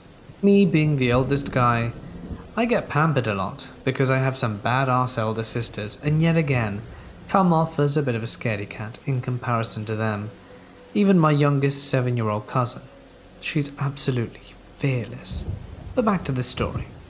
So we all got there by 7 PM, except my youngest uncle, who was unmarried at the time. He's the only one who prefers the city to the plantation, and despite being religious, doesn't really participate in many of the activities. He's the only one to refuse to do a special rite of passage within our traditions. Maybe I'll talk about that another time. In their generation of about 14 guys in total, back in the day, it was a big deal. He lives in a major city which is a good 4-hour drive from the plantation, and to avoid traffic decided to drive in the evening and get here by 11 or so, which was a very bad idea. So we started driving at 8 PM from the house. We had an outdoor barbecue going around that time, but when 10 rolled around we were all getting quite tired, so decided to call it a night and figured he would just arrive whenever he did. We never lock the doors here because we have 6 huge dogs who we are more than confident guard the place perfectly adequately. Now, it's getting late, and there are small slopes and drops that lead to the front of our house, and it can be tough even for locals on the dirt road. So as you can imagine, taking these roads at night can be a little bit tricky. We all fall asleep, and then 1 AM rolls around and our dogs start barking, which is rare, because they're never together once we take them off their leashes for the night. so naturally we awoke, figuring that my uncle was home. We love him because he's really cool, and so we peep out the window, and we're all sharing a huge room by the way, and we see that his car is stuck on the slope, and two of the dogs are circling the car with their tails tucked between their legs. That was what we thought. That is when we heard the howling, loud and sharp. I remember my nuts crawling to my throat. It was one of the dogs who was at the door, howling, facing the door. At first we thought our uncle had probably accidentally run over one of the dogs, which would have been terrible enough, but no, all of this happened in a matter of seconds, but it was so much to take in that it felt longer. Then our grandma and my eldest uncle opened the front door, and the dog howling at the door bolted at the car. At this point 5 dogs were circling the car, sniffing and growling at God knows what. There was still a good 20 to 30 feet distance between the car and the house, so my grandma called out to Mama, asking him to park, and that the dogs wouldn't do anything, figuring he's scared of them. My uncle didn't respond. The car was dead. The only light was coming from the house, so my eldest uncle started walking towards the car, and thought perhaps he was having car trouble or something. So before he could reach halfway, my uncle opened the car door, but not the driver end, the rear one, like he wasn't driving at all, and started walking towards the house. We all thought it was weird for a second. Maybe he was just trying to be cool and pull a prank, but then he walked past the eldest uncle like he didn't even see him, same with Grandma. At this point we're all getting worried, so we cousins walk down and get a glimpse of our uncle before he dashes for the temple room inside the house. He looked so pale. His eyes were bloodshot, and we got scared, thinking he was drunk and that he drove here in that state. Then it hit the fan. One of the dogs ran inside the house. The remaining were all outside, looking very, very nervous and whining and not wanting to get in. My grandma and eldest uncle came in shortly after. By this point everyone in the house was awake, and we kids were told to get back upstairs. But obviously we were way too close to pissing ourselves to even move. And then we heard this laughing. My youngest uncle was laughing in this deep voice that almost seemed demonic. I remember gripping my sister's arm and whimpering worse than the dogs when I heard it. For a second, every fearful memory seemed to crawl all over me, and all I wanted to do was to get up in a ball and cry. It seemed that was the general consensus among everyone who heard the laugh. My grandma approached my uncle, and he shot her this nasty look, and then started speaking in ancient Tulu, a South Indian language dialect. I couldn't understand a word of it, but my grandma did, and she just sobbed and yelled back at him. At this point most of my cousins and aunts were in tears, and then my uncle started walking back to the door, saying something again in the strange dialect. At that point my eldest uncle and my aunt's husband tackled and restrained him. He was then at the foot of the stairs between us and the adults. Keep in mind these are big guys and strong, and one of them was a commander in the army, and the other one a pro kabaddi player. And my eldest uncle can hold his own. He's 6'2" and well built, and between the 3 of them, it took all their combined strength to hold down a skinny 5'10" guy. My middle uncle, who seemed to be missing during the whole commotion, rushed in with a dude from a nearing plantation, a relative of ours. He's like my grandfather's cousin or something, but he's our uncle's age. He's a priest in our community. So he came in, and they all went to the temple room, grabbed the ceremonial kalash and a sword, and the tirith, which is like holy water, and I kid you not, he started talking to Mama in the same dialect. He then touched the hilt of the sword to his forehead and started chanting. My uncle thrashed and throbbed like he was, well, possessed, and then he emptied the holy water on his head. My uncle went limp and fell to the floor. He started seizing up, and my uncles turned him on his side. He was dazed as hell, started crying, and then threw up all over the floor. My grandma was stunned and crying in a chair. Everyone was in tears. The dogs refused to leave, and the rest were at the doorstep. My aunt tried to shoo them away, but they didn't budge.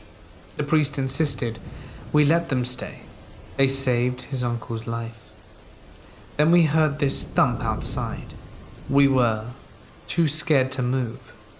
But the commander uncle went outside. The car that was stuck on the slope had rolled down and bumped against the house. The priest went out and did the same swordy thing to the car. Instead of the hilt, he used the blade, and asked no one to approach it until sunrise. It was around 1 a.m. at that point. Everyone was too messed up to go back to sleep, and the house smelt like puke, wet dog, and, scarily, of smoke. My uncle had passed out. We kids were all huddled up in the hall, and the adults were all talking. One of my uncles was keeping watch on the uncle who was in the other room. I can't remember when I fell asleep. I don't remember dreaming or anything, and honestly, when I woke up, I was thinking that this was all just a dream. In the morning at 7 or so, my uncles decided to move the car to the garage, and that's when we saw it. A faint red handprint on the windshield. The spooky part, it was on the inside of the driver's side. Oh, and that dialect? I pestered my eldest cousin for days, and she finally translated it for me. The thing he kept repeating over and over was, "I'm going to take your son to where you won't find what's left of him." I was 14 years old when I had to live with my grandparents. I had to live with them because my sister was in college and my parents were divorced. They lived in this old bungalow-type house. It was one story, and we have stairs that immediately go up to the attic. An attic which no one really uses. We just put stuff in there. It's too hot and stuffy up there anyway. The sole window up there didn't really help. The attic had an old, creaky wooden floor that I remember that I had to polish with a coconut shell, because that's how we do it here in the Philippines. That, and my grandparents are very traditional. The door to my room was near the stairs leading up to the attic. Like, you open my door and then face right, and the stairs would be immediately there. I hated that every time I left my room, I would see them, because it's almost like I would expect something to crawl down from there.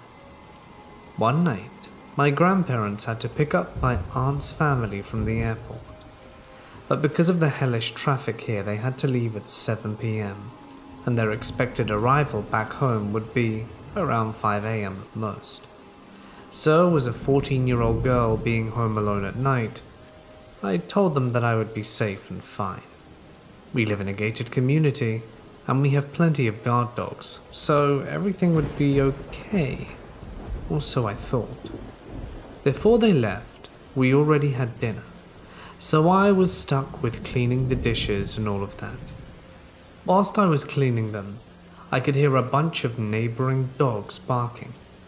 It didn't really bother me, because they're dogs, they always bark. Once I was done, I locked every door and window and turned off all the lights before heading to bed. As I got into my room, the lights were on and everything looked normal. My anime posters were on the walls, my closet was untouched, my bed was next to my barred tinted windows that we had to tint because I was on the first floor, and my grandparents wanted to make sure no one would peep into a young girl's room. They were barred too because my uncle, who used the room, always escaped through there to get to parties, and this was my grandparents' solution to that. Of course, they never got them removed. Nothing was out of place to alarm me. Everything was normal. That is until I turned off the lights. As soon as I hit the switch, a silhouette of a man was illuminated by the streetlight outside. He appeared to have thick curly hair, a skinny build, and I thought that I was having a hallucination. I turned the lights on again and he was gone, and then I flipped the switch once more to reveal him once again. I sighed in relief. I obviously was just tricking myself, or perhaps something else was casting a shadow. I double-locked my door to be safe. one with a doorknob lock, and one of those door latch type locks, and tucked myself in. It was hard to fall asleep because of all the dogs barking outside. They weren't our dogs, it was the neighbors. But I was finally falling asleep when I heard something move from above me. Something in the attic. I pushed the thought to the back of my mind that I must be tricking myself, and I hugged my pillow, trying to tell myself that it was just rats. These rats seemed heavy. They were also pushing my furniture around. My heart sank when I heard them hurriedly go down the stairs and stop at the bottom. I covered myself with my blanket and I waited for something. I was also wishing that my parents had given me a phone, but I waited with bated breath. Suddenly I heard my doorknob being gently fiddled. I wanted to vomit when I heard a click, followed by a quiet turn of the knob. The knob turned but didn't budge. When they noticed, they tried to push it. This time I had finally stood up, shaking. I was a kid, home alone with no phone, no means of defense. All that was saving me was this thick door from the old days. I softly pushed my body up against the door and locked everything up again. I didn't want to make a sound and didn't want to scream and didn't want him to know I was there. I don't know why he stopped, but he did. I didn't get back to bed though. I sat there at the door waiting. It felt like forever. I heard footsteps ascend the stairs, but I was just still sat there. I saw something move from the corner of my eye. There, out the window, the shadow was back. I forced myself not to look, and all I could think of was thank goodness they were barred. I don't remember what happened after that. I think I probably passed out from exhaustion, or was just so scared that I fell asleep. Either way, I remember the next day when my family and I were finally having breakfast, and I casually brought it up with my grandfather that I thought I heard footsteps in the attic last night. My grandmother scoffed. It's probably rats. I never brought it up again. I didn't want them to worry. It probably was, right? Our dogs were caged up near the gate and were far from my room, so they wouldn't have seen anything. The only dogs who could have been near my room via proximity were of course the neighbors. There was also nothing outside my window that could cast a shadow to look like a man. And lastly, the attic window, when I investigated, was propped open.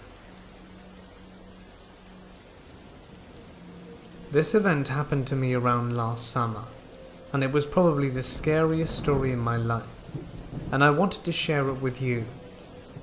Something I've realized growing up year by year is that the world can be an amazing place, but it is filled with some super sick people, and unfortunately I've seen that side firsthand. I am a very social person, and love the opportunity to hang with friends whenever I can. I'm also the type of person who is always looking for the next big thing. I guess I should tell you, I was 18 years old, male at the time of this story, and have a decent-sized friends group of both boys and girls. Throughout high school, we had done a lot of crazy stuff together. Being just out of high school, we wanted to do something insane before making our ways for college, and we all decided to go camping in the middle of nowhere for 3 days, for fun, and for some miracle, all our parents thought it would be fine. So we had 6 people going. Me, my girlfriend Stephanie, my friend Brandon and his girlfriend Kaylee, and Steven and his girlfriend Sarah. We had decided to have 3 different tents for each couple. The reason you could probably guess. Being a former Boy Scout, I was aware on everything we needed to survive for the 3 days. Food, water, and other essential supplies. Being the rebellious teenagers we were, we also stocked up on plenty of booze, as well as a bit of the green stuff for our fun getaway. So mid-July, we departed for our camping vacation. After hours of driving and driving down back roads, we eventually found a place that looked secluded, but not sketchy, like some horror stories. There were houses near but not too close, and again, we weren't looking for a sketchy woods to camp. But unfortunately there was no service. It took us about an hour to get everything set up. While the girls and Steve finished setting up camp, Brandon and I took a look around while fetching firewood. We eventually came across a cool looking trail. We weren't too concerned because there weren't houses within a mile radius, and we assumed that those people had used these trails to hunt, which was big in this area. If you're wondering about our car, we drove a Honda Pilot, which was Steve's, that had plenty of room for us and our supplies. We parked the car right close to the site so we had eyes on it at all times. The first night nothing much happened. We rolled a blunt, drank a bit, and called it a night. The next day we decided to explore the woods a bit, but Brandon and Kaylee stayed behind to watch the site and spend time together. We decided to go down the path we found earlier. Around 20 minutes down the path, Steve spots a metal fence. We approach it to find a cemetery. The cemetery looked old, but there were signs of activity there. And no, not voodoo or cults or anything like that. We mean flowers and notes. And beyond the cemetery we saw a bigger trail that had tire tracks and a half-assed parking lot for the cemetery. We ventured down the path a bit more to spot some deer, then head back because it's getting late. That night we really partied hard because we were to leave the next day and didn't want to return with extra beer nor the green stuff. Now this is the night that was the polar opposite of the other. The other night was peaceful and we assumed the same about this one. But boy were we wrong. Now, you would assume there would have been warning signs earlier in our trip, like a rusty knife on our path or foot tracks around our site. Nope, not at all. All of us woke up to a blood-curdling scream coming from Steve and Sarah's tent. We all heard the fabric being ripped by what we assumed to be something sharp. I guess Steve hit the guy really hard with his flashlight and was able to get both him and Sarah to the car.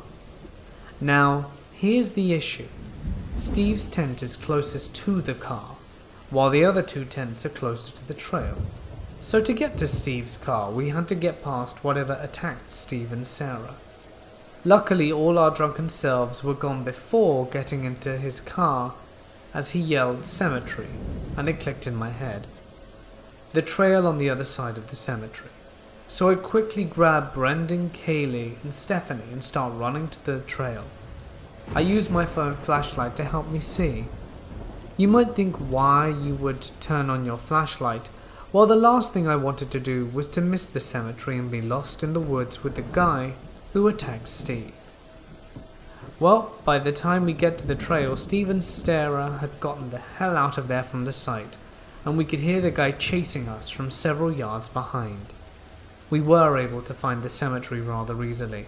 I hopped the fence first, and when we all get over we notice Steve has not arrived yet, so we all hid in the cemetery. Luckily, to our advantage, it was pitch black by the time I turned my flashlight off, and we all hid in complete silence. My heart dropped when I heard the metallic shaking as if someone was climbing over the fence. The guy had tracked us down, probably due to the fact that Steve had yelled cemetery. We all stayed still, as we heard the ground crunch as the guy took slow steps. When in fight or flight mode, you're capable of a lot more than you would think. Your brain puts on some high-power alert stuff. The guy approached, and I realized I had my small Swiss Army knife in my pocket. As the guy's steps grew closer to me, when he was right about on top of me, I grabbed my utility knife and stuck it behind his leg. The guy tumbled to the ground with a shriek of pain and a metallic sound as he dropped his weapon. As soon as the pair of headlights came around the corner, Steve had made it, and we all ran to the car. While I got up, the light gave me a glimpse of the guy. He was tall, bulky, and had the look of pure hatred in his eye as he clutched the back of his knee, and by his side a huge machete. I was the last one to get in the car, and before I fully closed the door, we floored it out of there. The girls were bawling their eyes out. We drove until the first house, where we politely knocked and asked for directions to a motel. It was a friendly old couple, and they told us there wasn't one for miles. They took us in and gave us warm food and a place to rest for the remainder of the night. In the morning, the man brought his hunting rifle with us to retrieve our stuff from our campsite. When we got there was nothing stolen, but all our tents were slashed up. The elderly woman called and made a report while we were gone, and when we got back to their home, the officers were there, and we gave them our statements. The officers said there wasn't enough evidence to find the guy, but they promised to search. We headed home later that day. No one said a word on the way home. We were all processing what really happened. The police sadly never found the guy. College split us up a bit, but we barely talk about it as a group since it's been a while. My advice for you all: find yourself a populated place to camp. I don't care if it's some Yogi Bear camp. Be in reach of help and the police. Stay safe, guys. Please. My husband and I bought a townhouse back in September of 2017, and we've had super weird things happen since. Most of these experiences have happened on our second story. For background, where the stairs come up to my office is immediately to the left. Then there is a long hall to the right with the hallway bathroom. The laundry room just past that is my son's room on the other side, and the master bedroom at the very end of the hall. The access to the attic is in the master bedroom closet. As our family goes, it's me, my husband, our son, and our 2 large dogs. When we first moved in, our son was barely 3 years old and had just started making full sentences. He would be playing all day without any issues, but whenever it started to get dark outside, he began getting nervous and wouldn't want to be in his room. He'd come downstairs at one point saying, "Mummy, do you hear it?" "Hear what, kiddo?" "The baby's crying, Mummy." My son is an only child, so you can imagine my confusion at this time. I came upstairs with him and asked him where he was hearing it from, thinking he may be hearing the neighbors through the wall. He took my hand and pulled me towards the master bedroom, stopping just a short over the threshold. He pointed to the darkest corner of the room and said, "Over there. The baby's crying over there." My body went numb. I tried to brush it off and told him there's no baby there and he's just imagining it. This persisted for about a month before he finally stopped talking about the crying baby. During this time I had been doing research on our house, and there had been no deaths in that house that I could find, let alone any kids that lived in the house before us. A few weeks after my son stopped mentioning the baby, I started hearing scratching noises above my head in the attic.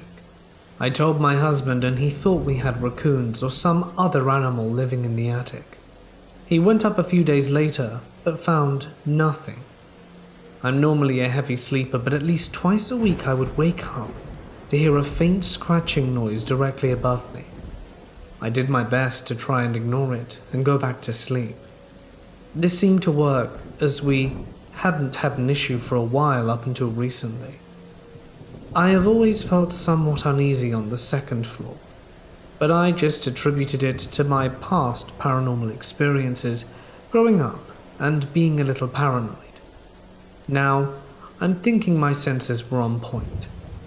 A few months ago, my husband and I were talking about how our son had this weird affinity for the crying baby when he was younger, and I had mentioned that one day when I was taking a nap, I woke up abruptly, being sideways on the bed with one leg hanging off towards the closet, almost like I was being dragged towards it. However, I don't remember being pulled at all. All I do is flop around a lot in my sleep, so I brushed it off. After I told my husband about this, he frowned a little bit and said he had a weird experience too recently. Apparently, he woke up one morning around 2:30 a.m.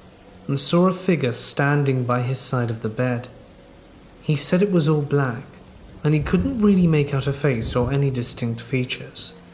He went to kick the figure, thinking maybe someone had broken into the house, and his foot went right through it. This freaked him out a little bit, but he's a firm believer that if you don't acknowledge paranormal things, they can't do anything.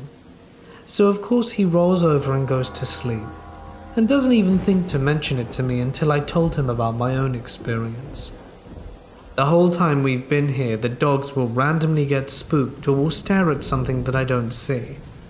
Every once in a while, our wolf hybrid, who's typically scared of his own shadow, will get very upset, and his hair will stand on end, and he will emit a low but vicious growl. Our other dog is a Malinois/Black Lab mix, but she's getting old and is 10 years old now, and doesn't really do much other than sleep on her bed and try to get all the pets and treats from us. And this brings us to the present. Yesterday there was a decent storm that came through our area. It was semi-dark out, and thunder every once in a while. I'm working from home during the virus pandemic, and my mum had come to pick up my son around 11:30 so that I could work in peace without my son continually bothering me. A few hours later, I'm listening to a podcast while working, and I hear a faint mumble that almost sounded like, "Mummy?" The chilling thing is that it sounded exactly like my son. I turned around to tell him that he needed to go back to his room and not bother me while I was working. But as I was turning, I remembered he wasn't even home. I was here alone with the dogs. There was no one behind me, and no one down the hall. At this point, I try to brush it off, thinking my mind is playing a trick on me, when my wolf hybrid starts losing it. All his hair stands on end. He gets between me and the door and starts doing this low growl. This freaked me out a little bit, but I told him to stop, which he listened to, and laid back down, but without taking his eyes off the hallway. About an hour later, I was in the zone with work and was talking to a co-worker on our team chat. They sent me something funny enough to make me audibly laugh. I then heard a tiny giggle that sounds exactly like my son coming from his room down the hall, who still isn't home at this point. I nearly fall out of my chair with how scared I was. I got up and checked all the rooms upstairs, but I was home alone like I had thought. I had to get back to work as we were starting to get busy, but I was on edge and straining to hear if anything else was happening behind me. 10 minutes later, I hear the crash of something relatively small but still loud downstairs. My dogs run down the steps while I follow behind them. My PlayStation controller, which was originally on the charging stand behind the TV, was in the middle of the living room floor. This made my blood run cold, as we had not had anything physically moved yet, and I was having a full-blown panic attack. I called my husband, who was already on his way home, and said he would be there soon. When he got home, everything seemed to have stopped. This all happened from 2 to 4:30 in the middle of a little thunderstorm. I've looked into it, and from what I can gather, when something can mimic voices, it's typically evil or demonic. Should I be worried? What do I do in this situation? I don't want to scare my son, and we can't move, but I'm extremely paranoid and scared to be home alone right now. To start off, this incident occurred in a small town community, where it's not really crime-ridden or exactly dangerous. Around this time of year, I was working full-time at a little Japanese retailer shop at a mall near my house. My schedule fluctuated, but the majority of my shifts were closing shifts. I preferred this because it gave me enough time to sleep in, make myself a lunch, catch the bus, and get to the mall a bit early to buy snacks and a drink before I begin my dreaded 8.5-hour shift. On one particular day, I was getting ready to walk to the bus stop. I saw a big commotion going on right outside from my house at the town hall. I crossed the street right in time before several other police cars and an ambulance rushed by, sirens wailing so loud. I'm sure the entire neighborhood heard. I was wondering what was going on, but quickly disregarded it. As I got on the first bus near my house, I got off at the intersection where I'm supposed to take a second bus that leads me straight to the terminal across the mall. While I was waiting at the shelter, I see a guy around my age in his 20s staring at me. His eyes were black and empty. Mind you, there was no one else around besides the two of us. I remember thinking to myself that it seemed odd he was wearing a sweater with a heavy-looking backpack and construction boots, both of which looked oversized for his tall, slim figure. When it was blazingly hot outside, not even for a split second did he once tear his gaze away from me. But it quickly hit me that I recognized him as a regular customer that frequently comes in to buy earphones at the store I worked at. Now I usually try to keep to myself, but for some reason, and I've been told I draw all kinds of people to me with my friendly positive aura, I felt the need to pretend I was on my phone to avoid any sort of conversation. He then proceeded to take a seat beside me. Still gazing at me, I mustered a "Hi," before going on that he recognized me from work, and if I was going there right now. When the bus finally arrived, we both got on, and he took a seat next to me. We had small talk about random stuff and our hobbies. He went on to tell me about his broken relationship with his parents, where he ended up getting kicked out. I assumed he was homeless at first, but he kind of confirmed it subtly when he told me he's been couch surfing between friends' houses. We finally reached the bus terminal.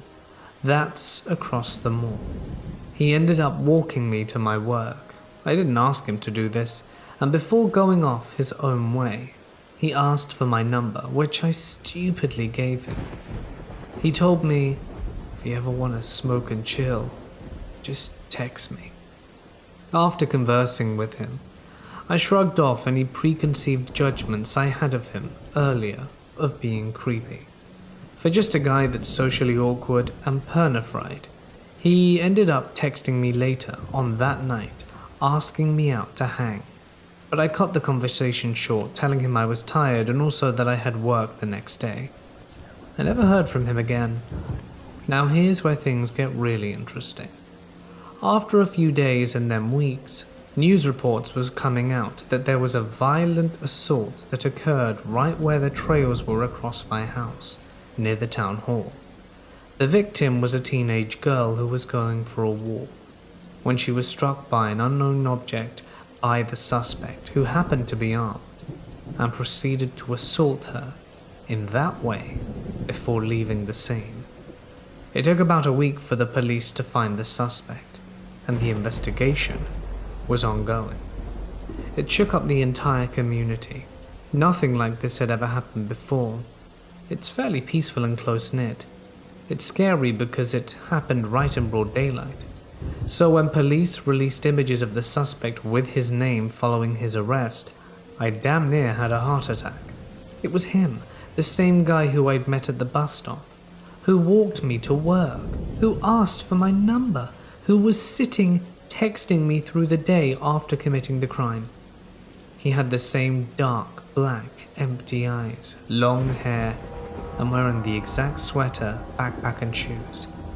I started looking at the past news reports to compare the dates and times to when he texted me, and they all matched. Needless to say, my intuition about people are on and off, that I should learn to trust it more. I felt a bit of guilt, hoping I could have done something earlier, but there was no way for me to know until after. I really hope to never meet him again. When I was almost 12, the woman living above me was a coke dealer. The night of my 12th birthday, she went missing. Not long after, her boyfriend came down to ask if he could use our phone. This was 2004, so having a cell phone was more of an exception to the rule, at least in my area. For a little context, I was home alone a lot of the time, while my mum was at work about a 5-minute walk away. My mum had let our neighbour and her boyfriend come in to use our phone several other times before, so I assumed nothing was wrong with it, and let him in, bringing him into the living room, which is towards the front of our apartment, to use the phone in there. He picks up the receiver, dials a number, waits a few seconds, then hangs up the phone. He does this a few more times before the front door of the building opens. You can easily hear the front door open from where we are, as it's a heavy door, and the walls are very thin. It's just the way our apartment is set up.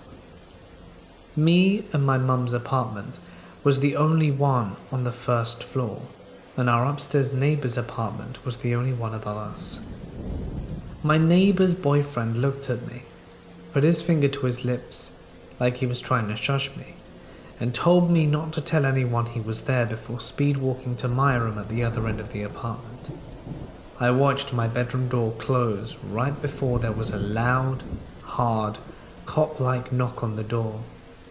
My jaw dropped as I opened the door to see a cop. He asked if my neighbour's boyfriend was there, and being scared, I stammered out, "Yeah, he just went into my room." The officer asked if he could come in, to which I agreed, and as he was coming in, he asked if I could get his partner in the back door and lead them to my room. We walked together to the back of the apartment and I let in his partner. The back door to the apartment was right next to my bedroom door, but we had to walk around the kitchen table to get there. There was just barely enough space between the two doors to fit a narrow rectangular table against it without blocking the path to either door. After I let them into my room, I watched as they pulled my neighbour's boyfriend out of my bedroom closet, as they brought him out of my room and towards the back door, which led to an enclosed fire escape. They told me to go wait in the living room while they brought him out the back door. I walked back to the living room, and after they closed the door, I couldn't hear what they were saying, but I could hear the distinct sound of metal clinking and quickly realized that he had just been handcuffed. Still scared, I waited for the police car to drive away before grabbing my keys, making sure the back door was locked, and locking the front door on my way out before running to my mum's work crying. I'm pretty sure I cut the 5-minute trip to about 2, and I've never been a faster runner. I was fueled entirely on adrenaline and fear at that point. I just wanted my mum. When I told her what happened, my mum was pissed that he had used me the way he had, hiding out in a child's bedroom closet, of all the places to try and keep the cops from finding him. She gave me a short but gentle lecture that night about not letting people in to use the phone, telling me that I was not to let people use our phone even if I knew them unless she was home. I didn't know what exactly he wanted from us, nor do I know what would have happened if the cops hadn't have shown up. I don't know if he had known that the cops were on their way, and he had come to my apartment specifically to hide from them, or if he was up to something else, and knew it was the cops when the front door building opened. Our upstairs neighbour's boyfriend, let's never meet again. I live in a really old house, at least 400 years old. Last summer my parents were gone for the weekend and my sister was staying at a friend's house, so I was alone. It was a warm evening and I was sitting in the garden browsing Reddit, when suddenly my dog, who was laying beside me, jumps up, and I immediately noticed the hairs on her neck standing up straight. She pointed her nose up in the air, sniffed for a bit, and started barking. She usually never barks unless someone is entering the house, so this put me on edge. Now it's important to know the layout of my house, which actually consists of 2 buildings. The first building is where you enter, then you walk through the garden to the second part where we live. The first building is still being renovated. You can't enter the second building from anywhere else, so if someone was entering the house, my dog should have been barking towards the first building, but she wasn't. Instead, she was barking towards the second floor of the second building where my room is. I tried calming the dog down, and she eventually stopped barking. Because there's no way of entering the building without having to walk through the garden past me, I thought she must have heard one of our cats or something, so I didn't bother taking a look. Later that night when I went to bed, I noticed a side window in my room was open. I never opened this window because you look straight into our neighbor's garden, and he really values his privacy. I closed the window thinking my mum must have left it open or something. That night, I remember having some weird nightmare about a break-in. The next morning when I got up, my sister was home, and she told me that when she came home in the morning, she found me sleepwalking downstairs. That was surprising because that rarely ever happens. She also said I was babbling about some person climbing through a window. Fair to say, I already shat my pants around this time and went back up to my room, and surprise, surprise, the window was open again. Just to clarify, you cannot open the window from the outside. It's simply impossible. I checked around the house to make sure there weren't any signs of a break-in. I didn't find anything, and since that night I've been sleepwalking more frequently. Some days I wake up with clothes on, while I went to bed wearing jogging pants. Other days objects in my room are misplaced, and I've even sent messages in my sleep to a friend of mine. The messages are always cryptic, so I don't really know what to make of them. For example, the first message I sent in my sleep to my friend went as followed: 9, 18, 9, 19, okay. After explaining to my friend that I had been sleepwalking and telling him about the side window, he suggested it may be something paranormal. I once told him about the murder of a woman in the 17th century that took place in my house, and he said it could have something to do with it. Personally, I am skeptical about this. My best theory is that the messages have something to do with whatever I was dreaming about. However, every time I notice I've been sleepwalking, the side window is open.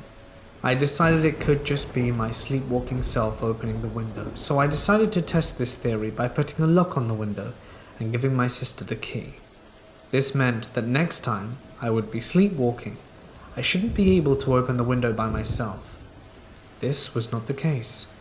A week later, I woke up with clothes on, which meant I had been at it again. I checked the window, and to my horror, the lock was gone and the window open. Well, it might have been my sister, right? No. She told me she still had the key and had not given it to me, or anyone for that matter. After this, I boarded up the window and put some extra locks on it as well, just to be sure. After that day, I have not been sleepwalking as often, and the window seems to have stopped opening on its own. But I still notice my dog staring towards my room some evenings. I always hope it's just the cats. This is my first time sharing any experience online that happened to myself or anyone else. It was early summer of 2010, which I only remember because my 21st birthday had just passed and I was finally legal to hit the bars. It was a Friday night, and I was up having a drink at a bar that my cousin David was the bartender at. It was a small town bar that outside any events like a band or other entertainment being there, it usually just stayed pretty quiet. It was very early in the evening, and I had just gotten out of work for the night, working at a McDonald's in another small town, less than 10 miles from the one in which I lived. I was only on my second drink of the evening when my phone rang. On the other line was a friend of mine from my childhood, James. He was calling asking if I wanted to come over to his brother's house and join them for a night of poker, beer and weed. Sounded like a good time in my book, and since I was literally only on my first sip in my second gin and tonic, I agreed to make the drive into Toledo. Most people know where Toledo is, but for those of you who don't, it's a city in the northwest region of Ohio, about an hour south from Detroit. It was about a 20-minute drive from my small town, and I figured it would be a good time. I stopped at home to grab some cash. I only ever took about $10 to $20 with me, just to make sure I didn't get too caught up having a good time. I left the house at 11:05, I remember this distinctly because I had called James to tell him I was on my way, and they were going to wait for me to start the poker game at 11:30. We always played a tournament style of poker game, where we put all our money in at once and got equal amount of chips, and played until there was only one person left with any chips, who then got to keep all of the money. I took my usual route over to his brother Eddie's house, as I have done many times before. We had all gotten together, a group anywhere between 4 to 6 of us, and would play poker in Eddie's basement at least twice a month. I had gotten into the corner of Oakdale Street in East Broadway, and I was sitting at a red light in an area that's nothing but residential housing outside of the elementary school that sat at that exact corner. I'm sitting up looking at the red light, waiting for it to change, which always seemed to take forever coming from this direction, when I noticed something in the sky that from my vantage point was partially hidden directly behind the red light. It was a very bright white light that seemed to be pointing straight down, almost like it was a helicopter using a spotlight to identify something, but much, much brighter at the point of origin. I heard absolutely nothing after rolling my windows down, and knew this could not possibly be a helicopter, or I'd absolutely be able to hear it. Wanting a better view, I pulled into the parking lot of an ice cream shop that sat directly across the road from the school. I was nearby it, and got out my car to try and figure out what this thing was. When I got out of the car, I stared up into the sky and immediately found it again. It couldn't have been a plane. It didn't have the right shape. It was more oval than anything, but it was definitely an oval shape. I almost thought perhaps it was a blimp given the shape, but it seemed far too large to be a blimp, even by the measurements of some. Everyone knows, like the Goodyear blimp. Plus it had no decals or identifying marks, either silver or greyish. After what felt like looking at it for 30 seconds or so, my eyes started to burn. Not burn like in the sense of extreme burning, but it was almost like flies were coming into my eyes and making them water up. I closed my eyes and rubbed them. They were closed, and all I see was black. And after getting my eyes to stop bothering me, I tried to look up again to find it, but it's gone. I looked all around but couldn't see it anymore. This, you see, is a very densely populated neighborhood with houses, trees, and they're able to obscure things from view if you look up into the sky.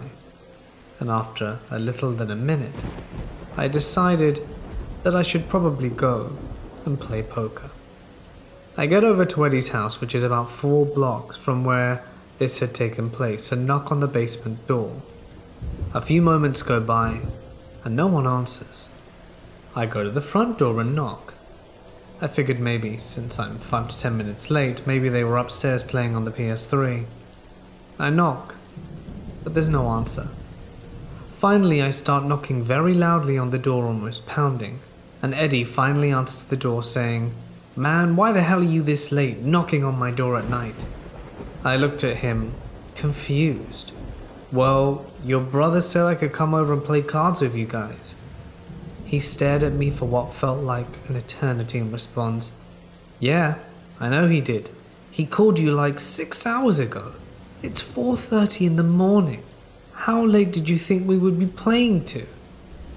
This scared me quite a bit, as from what I had remembered, at this moment it could not possibly have been any later than 11:25 to 11:30 at most.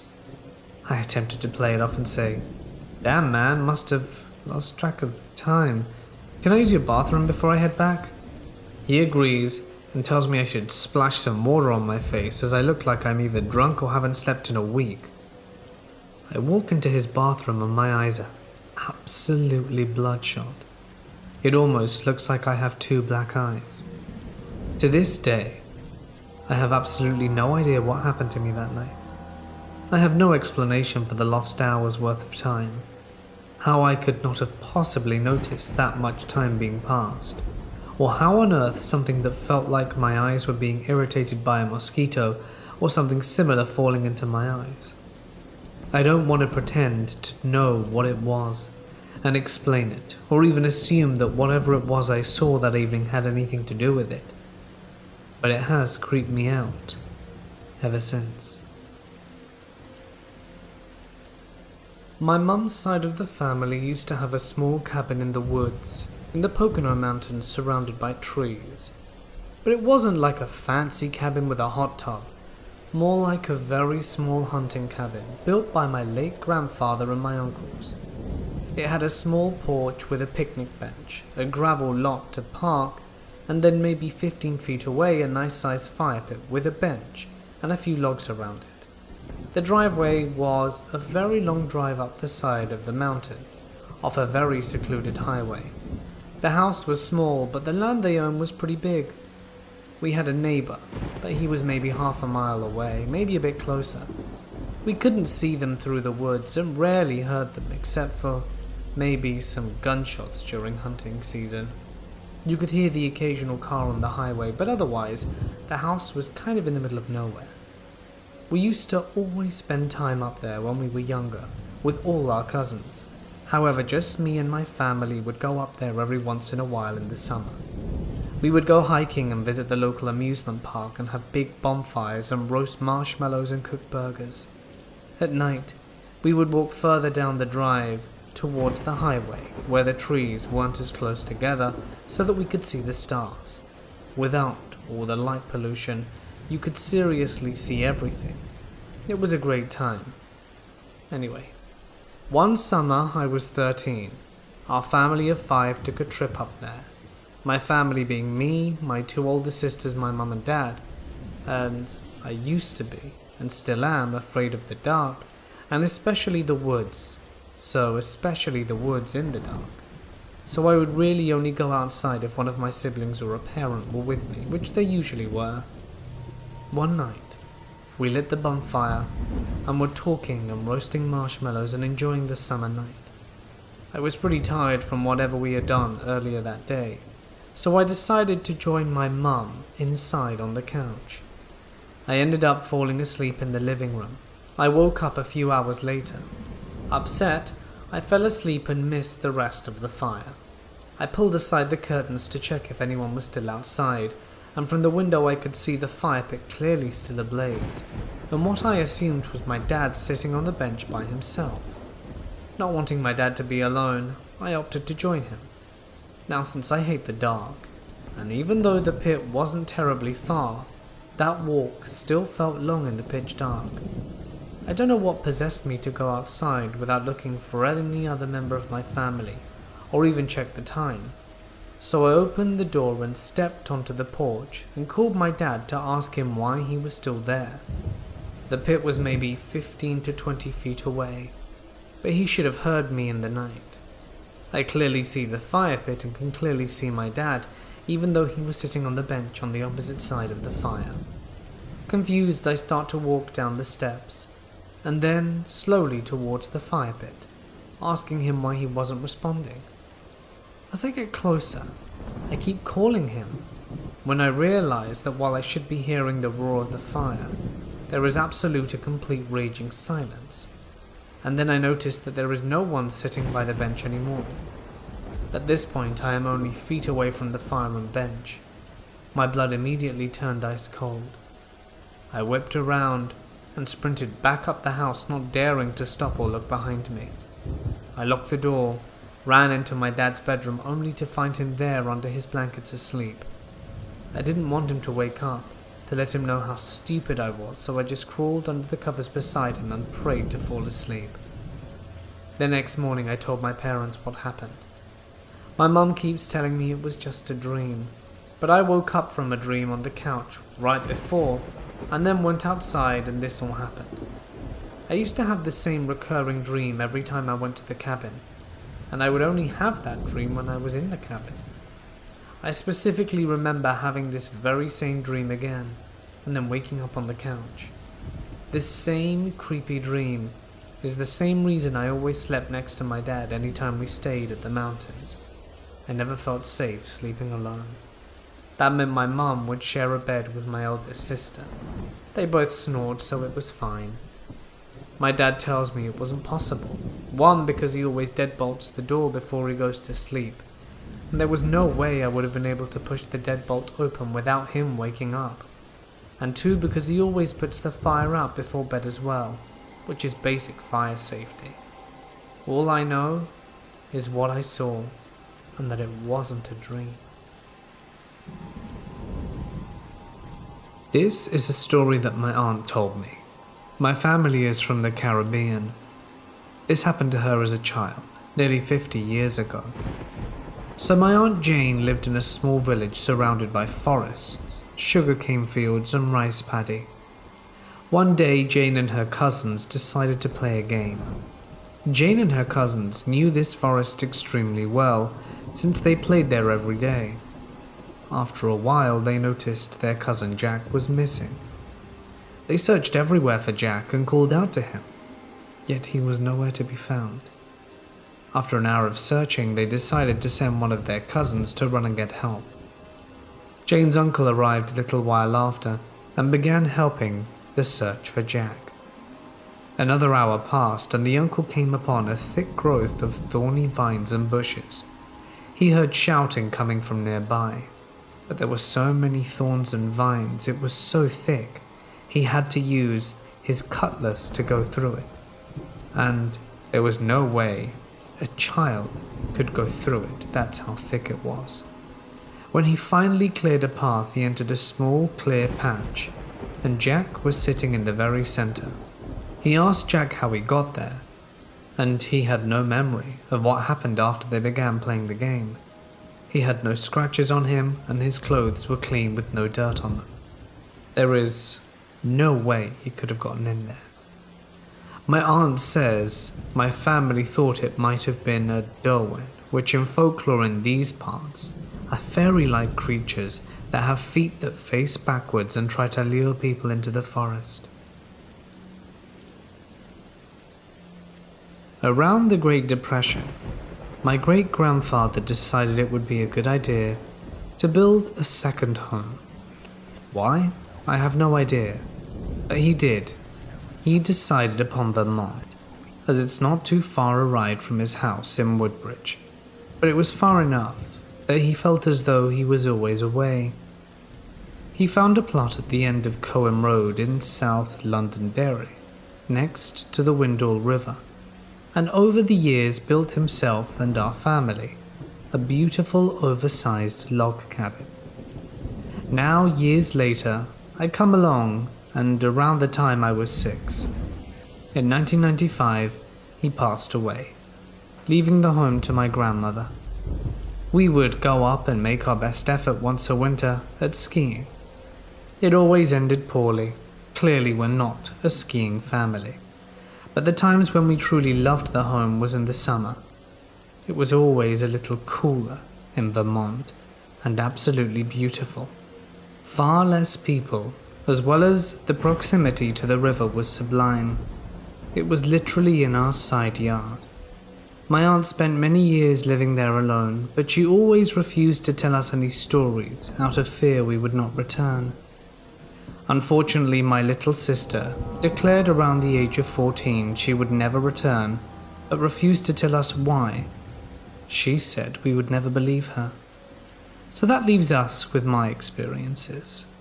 The house was always kept in perfect, spotless condition, and my aunt had furnished it in a very cool way with lots of interesting antiques and cool old signs. It had the Vermont look, you could say.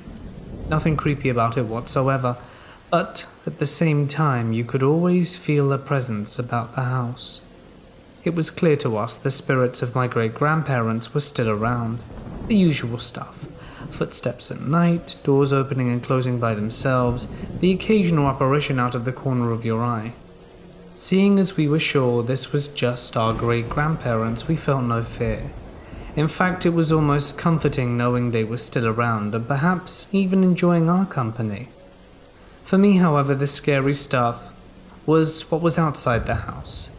We were maybe half a mile, if not a little more, from the nearest house, and others, then our yard and the river, where we were surrounded by thick dark wood.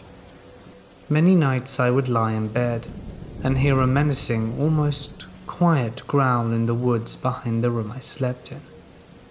On the rare occasion I would be brave enough to peek out the window, I would often notice a pair of glowing eyes. I could only ever glance so briefly. I was never able to make out a body or size, but I'm sure it was there. In the mornings, I would always go back and check out, but there was never anything. No footprints or crushed plants, nothing. As I grew older and was allowed more freedom to explore, I would spend my days riding my bike along the dirt road, sometimes going beyond our dead end down the old access trail to the Windhall Brook campground to see if there were any other kids my age to hang out with and perhaps explore the woods even more. I will never forget riding down the trail on a beautiful summer day and noticing it getting darker and darker, colder and colder. But still my naive self carried on. I began hearing footsteps in the woods above me every so often, a branch snapping and a crack echoing through the valley. Every time I stopped, the woods grew silent again. I picked up my pace, continuing towards the campground, thinking my mind is playing tricks on me, and that cryptids and the like do not exist, and that I need to stop worrying. Sure enough, the second I had calmed back down, I saw the eyes in the woods again, and I saw no silhouette, shape, figure, nothing but darkness and eyes. Now, as you can imagine, you might have guessed I straight booked it and pedaled harder and faster than I ever had in my life, and made it to that campground quicker than anyone who has ever come before me. And I sat in the campground for hours, scared of what might happen to me on my bike ride home. But nothing did. The path was bright, the air was warm, and the birds were chirping. Needless to say, it took a few years for me to do the ride again, and I was no fool and made sure I wasn't alone when I did it. Now the river. The river was always interesting. It clearly had a soul. It was more than just water meandering through rocks, it had character. Over the years it had sworn perfectly smooth channels in the rocks, creating beautiful, natural and immaculate water slides. There were perfect little pools one could sit in and read books for hours on the side of as well. It was like our own little amusement park. Now, on to some of the weird stuff. It seemed like every morning there would be these towers of river rocks built on stones throughout the river. Now these stones were identical to the ones we'd see alongside our road as we'd drive to and from the house, always round the river rocks, tapering down in size with the largest at the bottom. They probably ranged in size from a foot or two in height. I always just assumed it was the locals doing Vermont stuff. Not a wild superstition, but some of them do some strange things. The river ones were strange because it required swimming and a lot more effort to make, and even if you knocked them down at sunset, they would be back up at sunrise. We're not destructive people, so it's not like it was a thing to knock them down every day, but sometimes they'd fall while we were playing, and sometimes we would use the rocks as skipping stones, as they would be perfect for it. But the little rock towers would always come back. One hot and humid July day when I walked down by myself to the edge of the river, we had a rule that you weren't allowed to swim alone, as sometimes the currents could get strong, and if you really wanted to swim bad enough, it was always easy to get someone to accompany you. I was sitting at the river's edge, splashing my feet in the water and collecting stones for skipping, when I began to hear rustling on the other side of the river. I looked and looked, but couldn't see anything. Eventually I had forgotten about the rustling and began skipping the stones again. But the rustling began anew, followed by sticks crackling. Yet again curiosity got the best of me, and I began following the noise down the river. I came across the foundation of the old logging bridge. Nothing new or special, just 3 large stone piers, one on either side of the river, and one in the center. It was here that I stopped following the noise, as we always used the bridge as a kind of end of our zone. But as I did, I noticed movement by the pier on the far side of the river, and large stones began rolling through the trees down towards the river. Again it began to get chilly and quiet, nothing like the previous time on the trail. A location I was not far from, but it was like a cold wind, and if the woods had a dimmer switch and someone was slowly dimming it. I stood silently for a few minutes until I was sure whatever it was gone before trying to silently walk back towards the house. And again as I did it warmed up and the birds began chirping, and by the time I was back it was as if nothing had happened. As I grow older I often wonder perhaps if the spirits of my great-grandparents had stuck behind to protect us from whatever was in those woods. There was certainly something strange going on there. This story was told to me by my cousin. We were swapping spooky stories at my uncle's cabin when he told me this one. He and 2 friends decided to take off for the weekend and go camping. They grabbed their gear, food and camper van and drove out to the mountain range.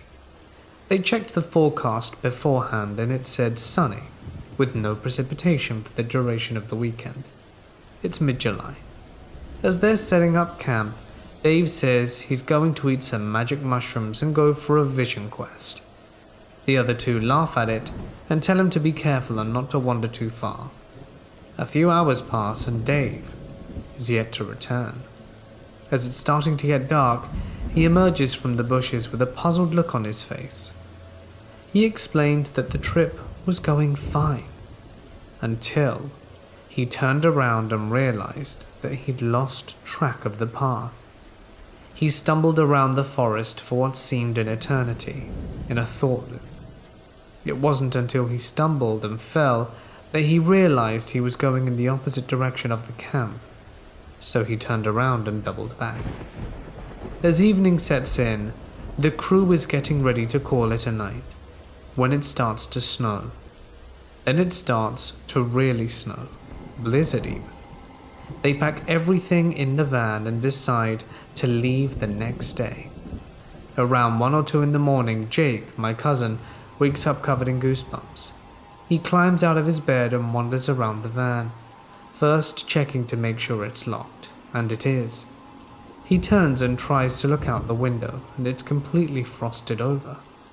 As he's trying to make anything out at all, a feeling comes over him like there's something bad, or something looking directly back at him from outside.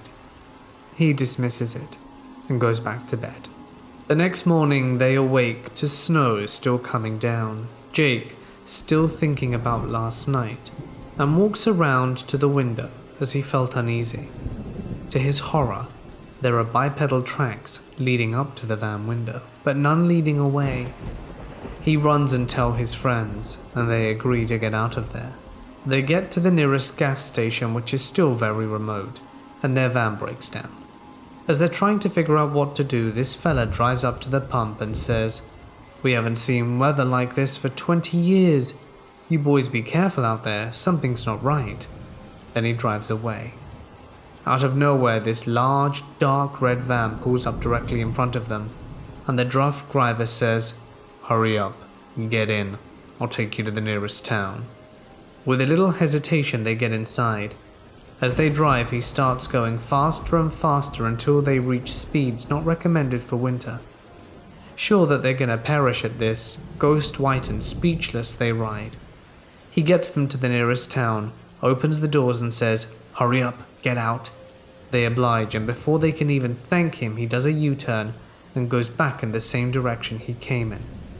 They later found out the first man they spoke to at the gas station drove a few kilometers and only met his demise via head collision in the storm. It's a crazy world we live in. It's an interesting story. It comes from a very honest person too. He wouldn't exaggerate the details. Let me know what you think. Do you think there was something pulling strings? I'm also intrigued by the guy who drove them out there. Very mysterious. This would have been somewhere near Jasper National Park in Canada. I'm 14. My friend Jay is a year younger, and we're both on a mission to find the faith that's right for us. I stayed away from Christianity because I was pretty much forced into going to church when I was younger, did not enjoy it, and my older sister's ex-boyfriend Dylan introduced us to Satanism. In hindsight, should have walked away. He swears it's all about loving yourself, being your own god, and putting your faith in no one but yourself. Okay, I'll bite. Things are good for a few weeks, and then things get weird. He wants to start dragging us to sacrifices and summoning into the mix. So Jay and myself agree that summoning something sounds interesting, but we're adamant about not killing anything. We do the summons, didn't seem like it worked, and later that week, 2 dumbass teenagers started hearing weird sounds and seeing weird stuff in our homes. Obviously that's us. We decided to tag out of this mess and repent. One of Jay's friends goes to a local Baptist church that was having a lock-in, where a large number of kids are locked in a church with some pastors overnight playing basketball and religious-themed games. We decide to go. We arrive early, and that's when it gets weird. The 2 of us are walking through the church on our way, talking with a pastor. We feel the urge to tell him about our misadventures with the ex-boyfriend of my sister. Along the way, I keep hitting cold spots, hearing footsteps and scratching in the rafters. The area we were in only had 1 floor, and we heard whispers too, which Jay heard also. We're getting creeped out, decide not to hunt for the pastor, and just join in on all the other teenage games. Later in the evening, we're playing hide and seek in the church, where one group are the Romans trying to catch the Christians attempting to evade them and to get to the safe room. That's the underground church. We're on the Christians team, and everyone is split into smaller groups to make evading easier. Making our way through this dark as hell church, I suddenly have to use the restroom like I've been holding it in for days. Jay was watch for the Romans from just inside the restroom door while I take care of my situation. I finish, flush, wash my hands, and glance up at the mirror in front of me, and my eyes lock on the reflection. It starts getting darker around the mirror me. I start freaking out. My facial features begin distorting a little bit, and it looks almost demonic. I blink, regain my composure, and note the hell out the restroom, and sprint right past Jay, past a group of Romans, and straight to the pastor's office. Jay is trailing behind me, trying to figure out what happened, found the pastor and demanded to be let out of the building. I didn't say a word about it for a week, and never wanted to go back. Recently, I told a minister friend about this, and he told me that it was a demonic force trying to coax me back. Well, he sure did a crap job, I thought. He then asked me, "Did you go to God?" The answer was no. Well then, the minister friend said, he still won. He didn't go back to God, which is exactly what he wanted. Maybe so, but I found Wicca, and have been fine with that ever since.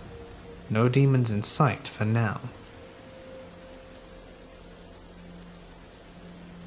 I have some friends near Shiprock that are big into researching about Bigfoot and skinwalkers.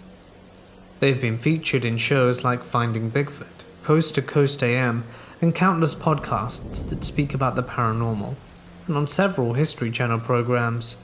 These people are the real deal. A few years ago, my wife and I were on a vacation, and part of our trip would be driving through their town. Taking advantage of this opportunity, we decided to spend a few nights out there and hang out with them. We met up, went to dinner, and talked about our personal paranormal experiences and recent Bigfoot or skinwalker sightings. I wanted to experience searching for skinwalker evidence for myself, so during the course of our conversation, I asked if they were willing to take me out on the field the following night and search for the elusive creatures. Being that most of them are Native American, they were very hesitant, and only one of them agreed to it. The rest of the group decided to meet us on my last night there to take me to Sasquatch instead. The following day, my friend arrived to the hotel and picked me up at 5 p.m. We must have driven for about an hour and a half out of town, mostly through dirt roads to a place locally known to have a lot of skinwalker activity. By the time we reached the location, everything was dark. He shuts the trick off, And like in most paranormal investigations, we sit and wait, trying to listen for anything out of the ordinary. For the most part, it was quiet. Other than a bunch of annoying crickets making noises, nothing much happens. My buddy told me about recent sightings and his own encounters with these medicine men. Long story short, after about an hour he told me to get out of the truck, walk outside, and towards the front of it to try and listen out for anything. He said that if anything happened he would immediately turn the lights on and light up whatever might be there. Basically, he wanted me to be human skinwalker bait. I was hesitant for a moment, but since I had a weapon on me, I thought it to be okay. But I also knew that bullets would not do much to a skinwalker. Just as I had made my decision to get out of his truck, the night turned ever darker. This wasn't a regular dark night type of dark. This darkness had a purpose to it. It felt extremely ominous. It also got extremely cold, and we both noted that all the little critters had suddenly gone quiet. After hesitating for a while, I decided to open the truck doors to get out, but as I did, and had my foot ready to touch the ground, we heard a loud whistle. It wasn't a distant whistle, like the air brings towards you. This was next to us. It sounded like it was inside the cab of a truck. Obviously, I thought someone had snuck up on us or that my buddy was trying to mess with me. But when I looked at him, he had turned white. The expression on his face had totally changed, seeing that he was afraid. That naturally put me on high alert. I tried to snap him out of it, but he seemed frozen in place. The whistling continued for a few times, and I was screaming at my friend at this point. Eventually he came to his senses and began to react to what was happening around us. He then immediately turned his truck on. We grabbed our flashlight and looked all over the place to see what the hell was out there, but of course we found no one. Feeling nervous, and him being native, we decided to leave the place right away. The next day, him and a few other friends picked me up again and took me out at night to search for Bigfoot near Shipwalk Mountain. While investigating, we found what's known in the field as a Bigfoot nest. Inside the nest were tons of dried out eaten animals, carcasses and bones, mostly deer. As we're trying to figure out what lived there, we suddenly heard a loud yelp. It wasn't a coyote or mountain lion type of yelp. This is the yelp you felt in your bones. You could feel the vibration in your chest. Of course, we all started searching around to see what it was. I didn't see anything, but two of my partners saw something move up on the ridge. They were scared enough to draw and cock their weapons, and about 10 minutes later, we began to hear several footsteps all around us. We couldn't see who or what it was because it was really dark, even with our flashlights turned on. After hearing these footsteps getting closer and closer, and less afraid of us, we ended up leaving the area hastily. These are my personal experiences and they're all true.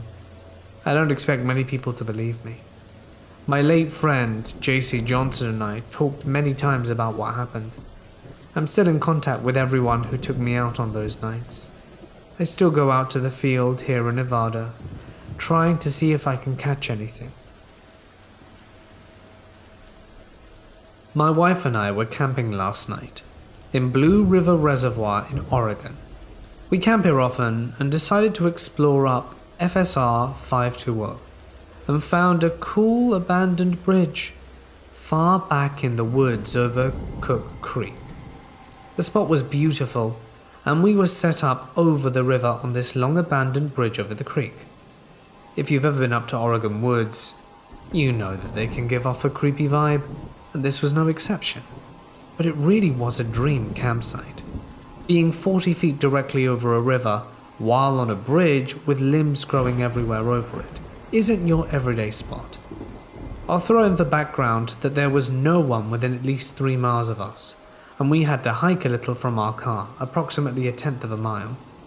We explored around the area for quite a bit and didn't come across anything out of the ordinary besides a pair of shoes and a name Mona written in ash on a rock of a firing. While we were sitting by the fire, I noticed a very bright flash of light over the river and snapped my head up but didn't see anything. A few moments later, I was paying closer attention and watched a ball of light float, even with the bridge 40 feet in the air, from one side to the other of the woods over 50 feet. The light was very blue. My first thought is that I should have heard a car if it were headlights. But how could a car or the lights arrive to such an isolated area? The blue light was unlike anything I'd ever seen. I mentioned it to my wife but didn't want to freak her out, so dropped the subject soon after. Later that night in the tent, we had the mesh lining up where we could see outside. My wife gasped and watched as the same blue light floated at the other end of the bridge, 30 feet away, and hovered in the air. After a good bit of time, it shot into the woods. It being late at night, we were obviously scared of someone's headlamp, but it shot 40 times quicker away than any human could go, and we saw nothing attached. Our dog left the tent and stared at that spot for the next 10 minutes, while also peeking down the side of the bridge very seriously. Has anyone had a similar experience on Forest Development Road 520 in Blue River Reservoir, Oregon? I'd love to hear it. I am currently 21 years old, and up until recently, I had not experienced anything that I would call supernatural. I'm still not sure what to think of these events, as they really freaked me out. I don't know if something brought it on, but I was out with my friends when I suddenly started thinking about the past, particularly about my childhood friend, Brendan. We went to elementary and middle school together, and when I was remembering this, I just assumed that he went to a different high school than me, and because of that, we drifted apart. So I decided that I was going to track him down and try and reconnect, but I couldn't find any of his social media or information about him online, and then I sort of forgot about it for a while. Then a month ago, I was out with another one of my friends called Amy, who I'd known since elementary school as well, and I asked her if she's been in contact with Brendan or if she knows how to get a hold of him.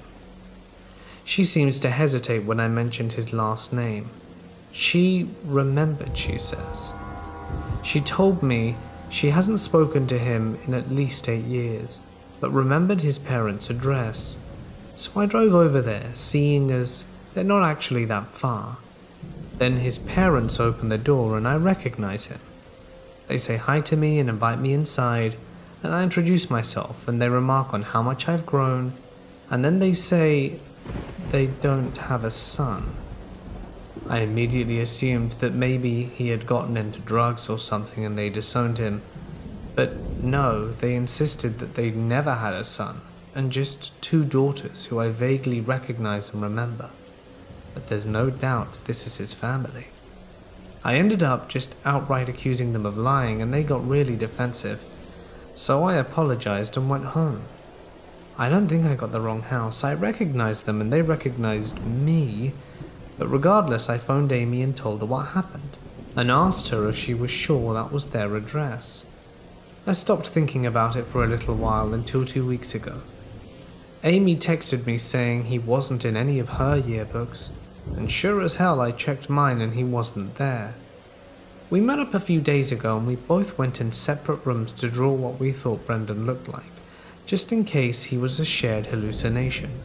But no, we both came back with pretty similar drawings, down to the way he parted his hair and the location of his 3 facial moles. So in the last few days, we've been going down a rabbit hole of talking to old teachers and friends, and I swear to God, it's like he never existed. We even went down to our old middle school to see if he was in any of the class photos, and nothing. I also got some old birthday photos from my mum, and on most of those birthdays I'm 100% certain Brendan was there, but again, nothing. Not even my parents remember him. Me and Amy went to check hospital records for some kind of birth certificate, but it's really starting to scare both of us. Is there some kind of explanation for this? If it was just me, I'd think I dreamt him up, but Amy pointed out the correct address, and we both came up with near identical drawings of him. I'm pretty sure we're not mistaking his appearance for someone else either, because the facial markings were pretty distinct, and he got bullied for it in elementary school. Shortly after, we went back to visit Brendan's parents, and told them that we had been looking for Brendan, seeing his birth certificate's a public record and all, not that we could find him. I'm pretty sure they thought we were crazy, but surprisingly did cooperate. We showed them the sketches we did, and asked if they'd ever fostered any kids, but nothing. They agreed to let me tour the house, but not Amy as they didn't know her. And first of all, Amy and I were right about the location of his bedroom and his closet. According to his parents, it's just a storeroom though. There's not a single photo of him in the house either. I don't think his parents are lying. They honestly seem to think they don't have a son. I also asked them more about our relationship, how I knew them and how they knew me, but they didn't really give me any new information. I babysat and helped out around the house, etc., and that was it. Because of Corona, we have to be careful the way we contact people, but we've already got in touch with old teachers and classmates, and they don't seem to know anything about Brendan. I don't have a lot of answers. I guess it's a dead end. Perhaps it was just a glitch, and honestly I have no idea. My mum did reply back to me recently, as I've been messaging her, and she has no idea who the person me and Amy drew was.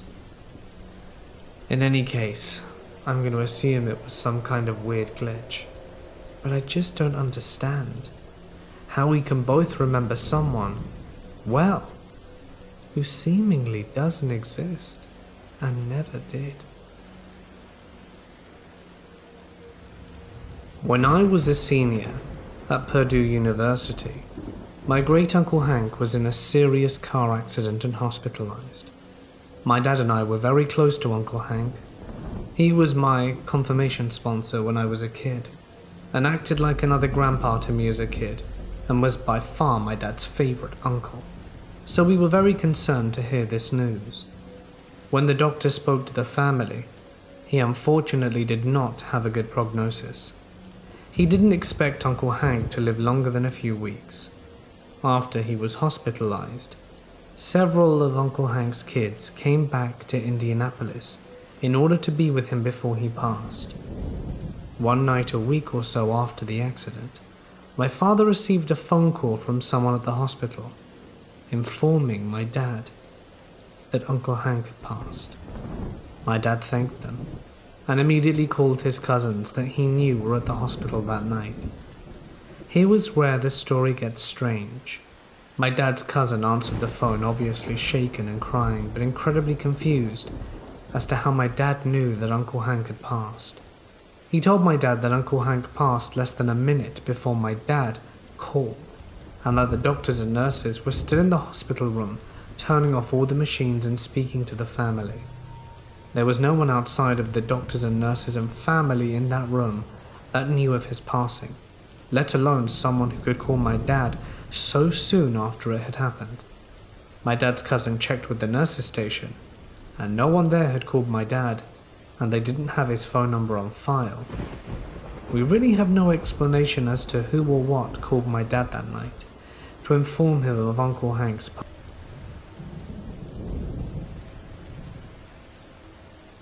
There's a locally famous haunted road in my town called Upsom Road. However, it is more commonly known as Green Lady Cemetery Road. You can look it up online. There have been tons of reports of incidents on this road. It's a hotspot. If you grew up in my town, you've been down Green Lady Cemetery Road. I could go on for days about telling you the stories I've heard from others about this location, but I would rather tell you about the two experiences I've had on this road. The second one made me swear to never go down it, day or night, again. The road had never been paved, They've left it terribly bumpy and as a dirt road to stop people from going down it. Most times of the year, the town puts up barriers so no one drives through it. Not because it's a walking path, because simply they don't want people going down there. At one end of the road, there is an old piece of property that the town bought, that you'll often see a police car sitting in. If you decide to pull onto the road, you'll be pulled over immediately and be told you're trespassing, even though it is in fact public property. They can't legally stop you from driving down there, but most people don't know that and will turn you around. The road starts off as just a wooded dirt road. It's only about a mile long, and you can drastically see a change of scenery in a very short amount of time. As you pass the wooded area, you come up to a section of road where on your right is a small swamp, and on your left is more forest. However, nothing seems to be able to live out there. When you hit this section of road, you're officially in the hot spot. If you park your car and look around, you'll notice that trees don't seem to grow there. They are all dead and rotten. You will not hear birds chirping. It's dead silent. Going just slightly further up the road, just past the swamp, is where things get very eerie. On the left-hand side of the road is a very, very old cemetery where the Green Lady stays. The headstones are all dated from the 17 to 1800s. There's also a small foundation next to the cemetery where a house used to stand. It's been reported time and time again that people have witnessed a green mist floating around the cemetery. People have seen this green mist form into the shape of a woman in a dress, walk back and forth around the cemetery. And there are a few theories as to who this woman is, but I'm not completely sure anyone knows exactly who she was. Anyway, it's a bit of a rite of passage here in town where every kid who gets their license drives down the road at night, just one time to be able to say they've done it. Here are my 2 stories about it. When I purchased my first car, the first thing my friend Jordan and I did was take a drive down that road. I'd picked him up at his house at around 10:30 at night, and we drove over there.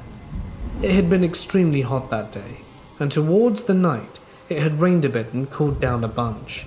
That combined with the swamp being on the road, it was so foggy you couldn't see more than 3 feet in front of you.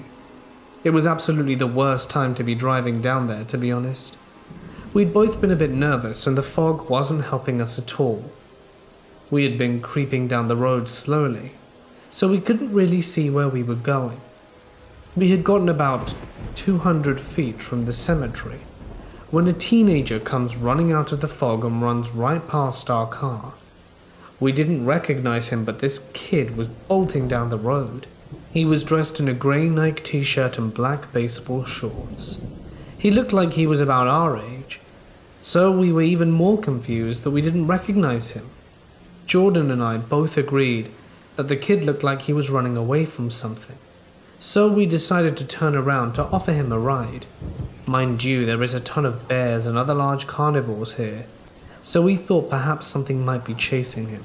I quickly turned the car around and started driving back in the direction the kid was running. We drove for a little bit but didn't see him. The fog had started to clear up a bit, so we were able to see a decent distance in front of us, but we still couldn't see him.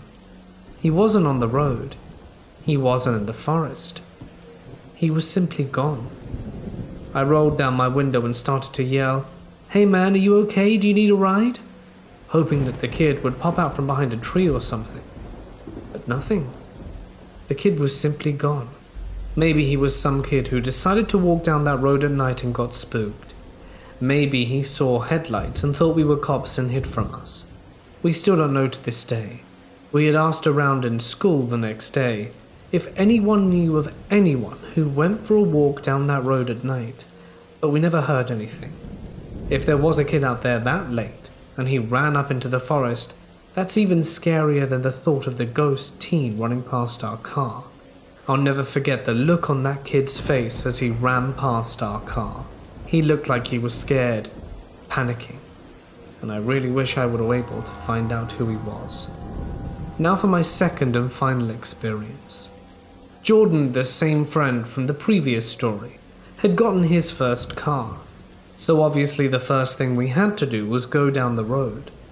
The weird thing about this drive is that once again as we got closer to the cemetery, a thick layer of fog had started to pour out of the trees from the swamp, although the weather had been the same all day, with no rain and no temperature drops, nothing. Luckily this fog wasn't as thick as before, and we could see in front of us. We'd gotten up to the cemetery, and Jordan parked the car. We sat around for a little while and looked at the cemetery. The forest just observed everything. After 5 or so minutes, Jordan looks at me and says, "Dude, how weird would it be if I looked in the rearview mirror and there was someone in the back seat?" Who says that? I mean honestly, dude, look where we are, it's not even a joke. That's seriously not funny, bro, I told him. He looked up in the mirror and screamed. I spun around, looked in the back seat, and there was nothing there. He started laughing. "I got you, bro." "Again, you're not funny, Jordan." He didn't want to keep wasting the gas, so he turned off the car and shut off the headlights. Now this idiot has us sitting on a famously haunted road in the middle of the night, in the pitch darkness surrounded by forest. We're parked right in front of the old building foundation of the cemetery. It's just ahead of us. We sat there for a few minutes smoking cigarettes and talking about nonsense. I'm kind of staring off into the trees at this point, honestly a bit bored, when out of nowhere Jordan says, "Hey, there's someone in the forest." I shrug it off, assuming he's messing with me, when I see a subtle light in the forest behind the cemetery. It looked like a flashlight with batteries that were as close to dead as they could be. The light vanished after a few seconds, and we both sat there with our eyes glued to the patch of forest. Roughly 30 seconds later, a tall, ovular light started to appear in the same spot that the light came from. Jordan says to me, "Okay dude, I'm done, let's go." And I'm telling him, "No, hang on, wait." His hands are on the key.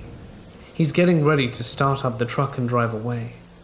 The light was very faded, a little hard to see, but when the forest behind it is pitch black, it stood out. It slowly started to move along the rock wall at the back side of the cemetery, and Jordan started up the truck.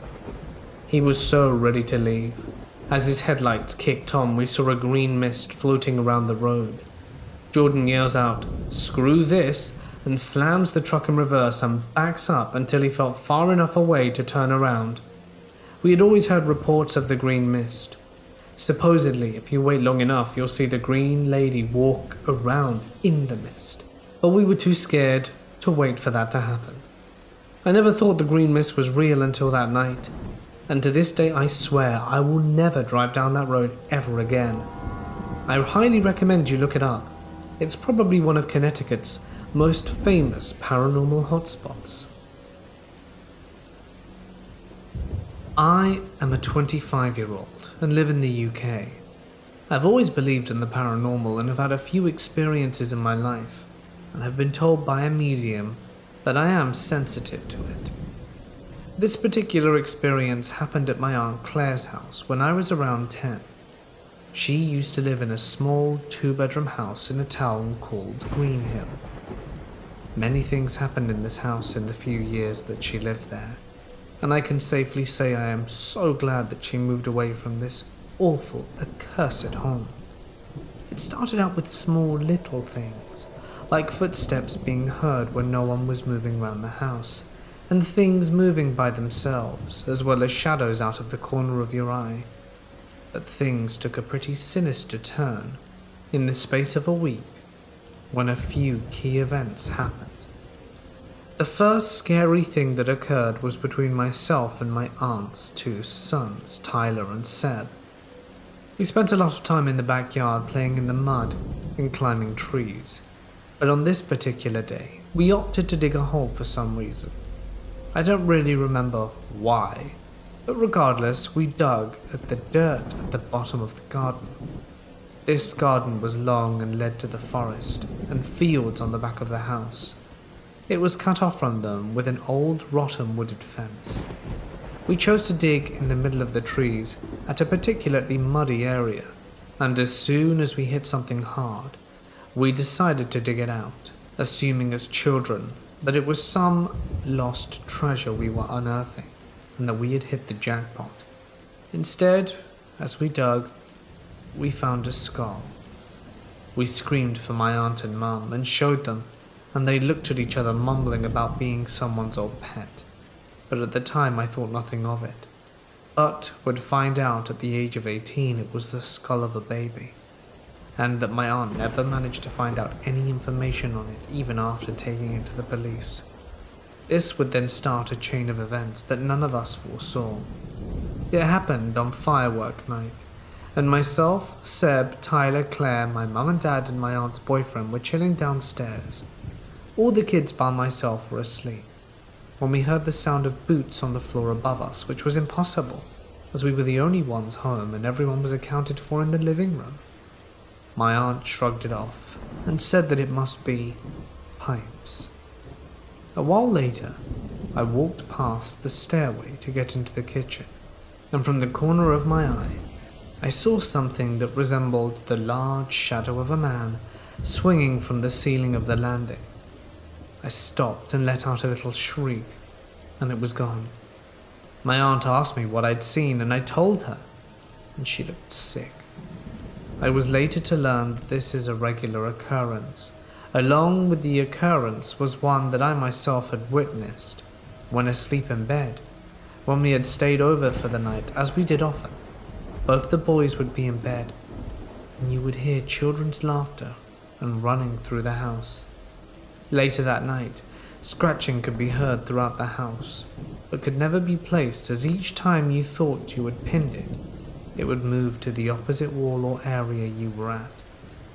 We were watching a film called Silence of the Lambs, which certainly didn't help the atmosphere. Great film, by the way. And halfway through the film, my dad left to get takeout, so the movie was paused as we all sat laughing and talking, when an almighty boom resounded through the house coming from upstairs. We all leaped upstairs, including my sleeping cousins, who awoke, startled and confused. We proceeded to follow my aunt's boyfriend upstairs to investigate, and on first glance nothing seemed to be amiss. All the doors were open, and nothing seemed to have fallen. This all changed when my aunt's son Tyler asked, "Mum, what's that?" pointing to something laying against the wall. My aunt bent to pick it up and almost threw it at my mum, gasping, "My God." I looked at my mum, who was holding a small white and pink laced baby shoe that had small dark patches on it. Everyone had gone as white as a ghost and looked startled. I should now say that my aunt had no girls at the time, and the boys were 9 and 6. This is when my mum looked up and shouted, "Claire, the attic's open. How the hell is it open?" When I tell you the attic's open, I don't just mean it was unsealed. See, in this house, in the attic, you'd need to push up and slide across to open it. And rarely do they have ladders, at least these houses don't. This particular attic wasn't just open, but the lid had been completely pushed up and moved to the inside of it. So the attic was now completely open, and you could see all the darkness above and the shininess of the plastic bin bags ahead. This was insane. As before my aunt had moved in, the attic had been checked and resealed, as the attic was completely empty and had new heat protection in there, so there should be no black bags in there.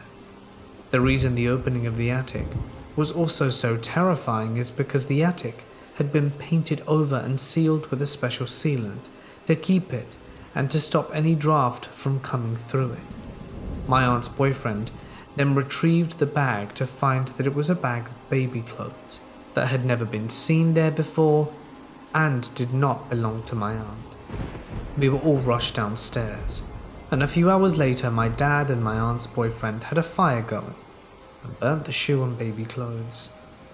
I still today don't know what was on the baby's shoe, and I have never wanted to ask for fear of an answer.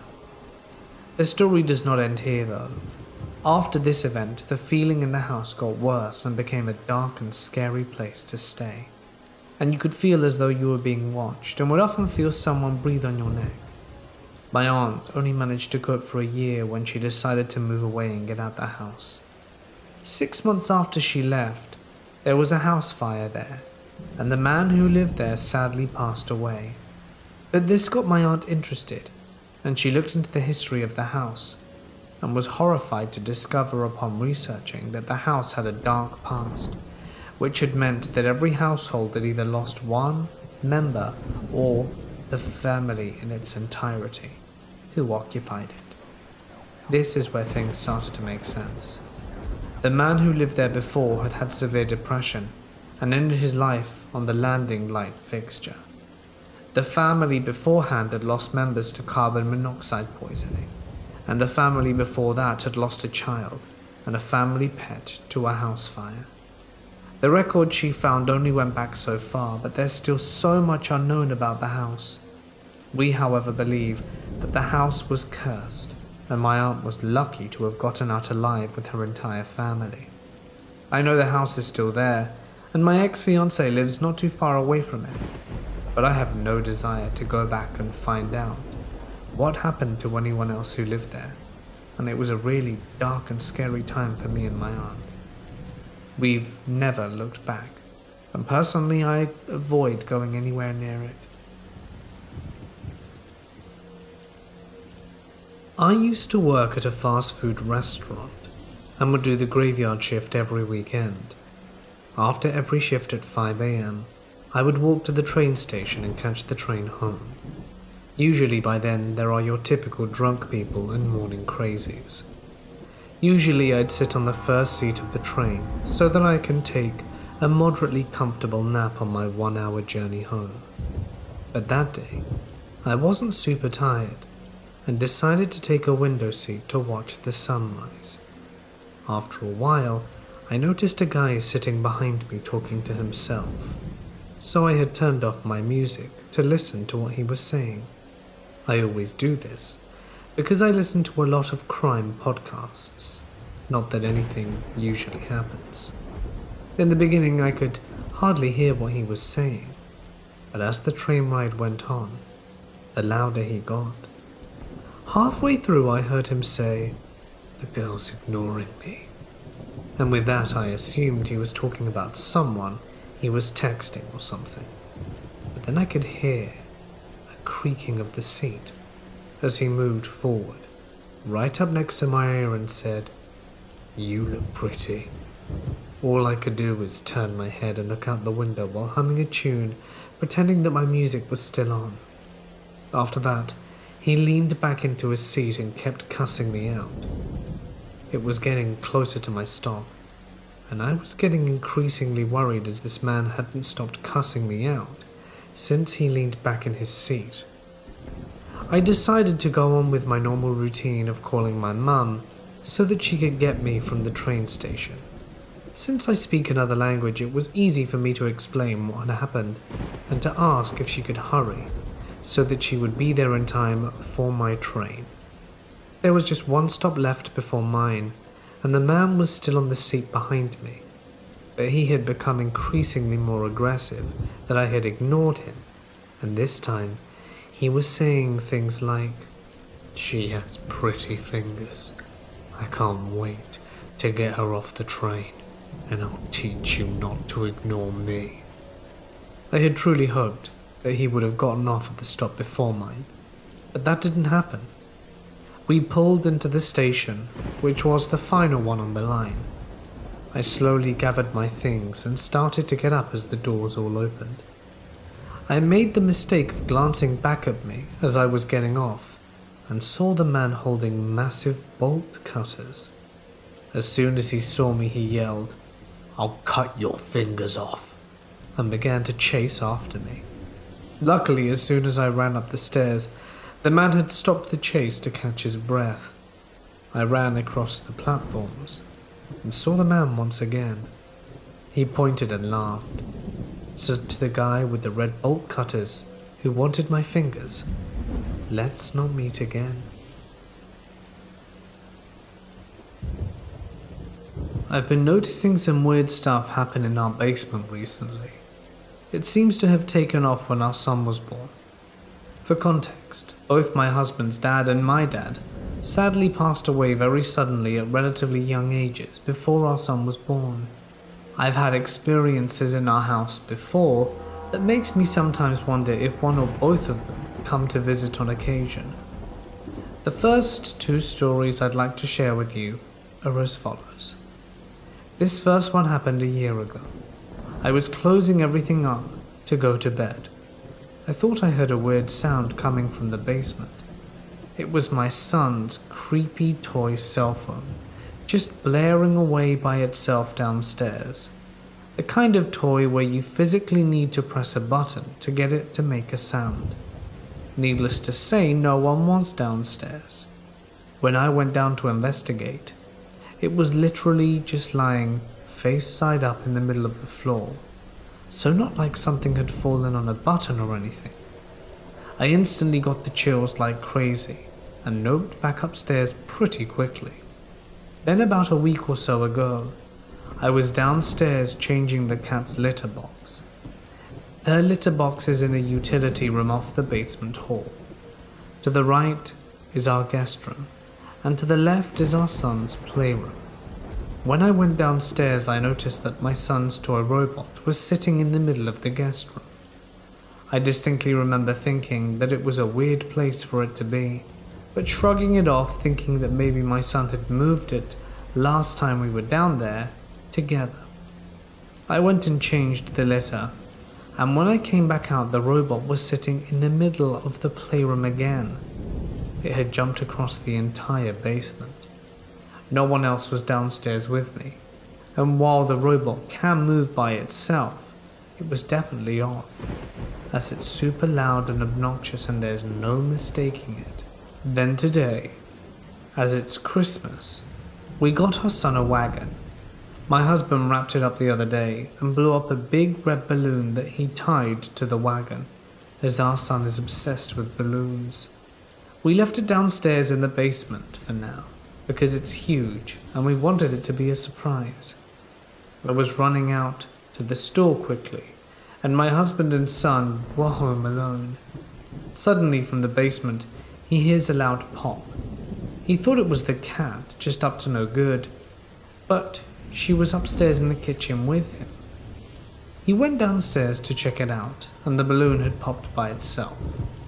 It was in the middle of the room with nothing around it that was sharp, and not under any vent or anything. He just said the basement felt super off, and he got pretty creeped out. So, it seems like the creepy incidences are happening in the basement and more frequently. I'd also like to point out that my son has seen my late father-in-law. It happened both in the creepy basement as well as other places around the house. The other day we were eating lunch in the kitchen, and my son was pointing out the various pieces of his art that we've put up on the fridge. He points at one particular piece and says, "I made that one for Grandpa." If you recall, both his grandpas passed before he was born. I asked him which one he meant, and he said the grandpa who visits him at night. This happened when I was a toddler, and don't remember it myself, but my family has told me through the years, and something that happened to me a few nights ago made me think about it, and my mum filled me in on the details. My mum is a sensitive and can walk into a house and feel spirits, and sometimes tells you if they're evil or just lost.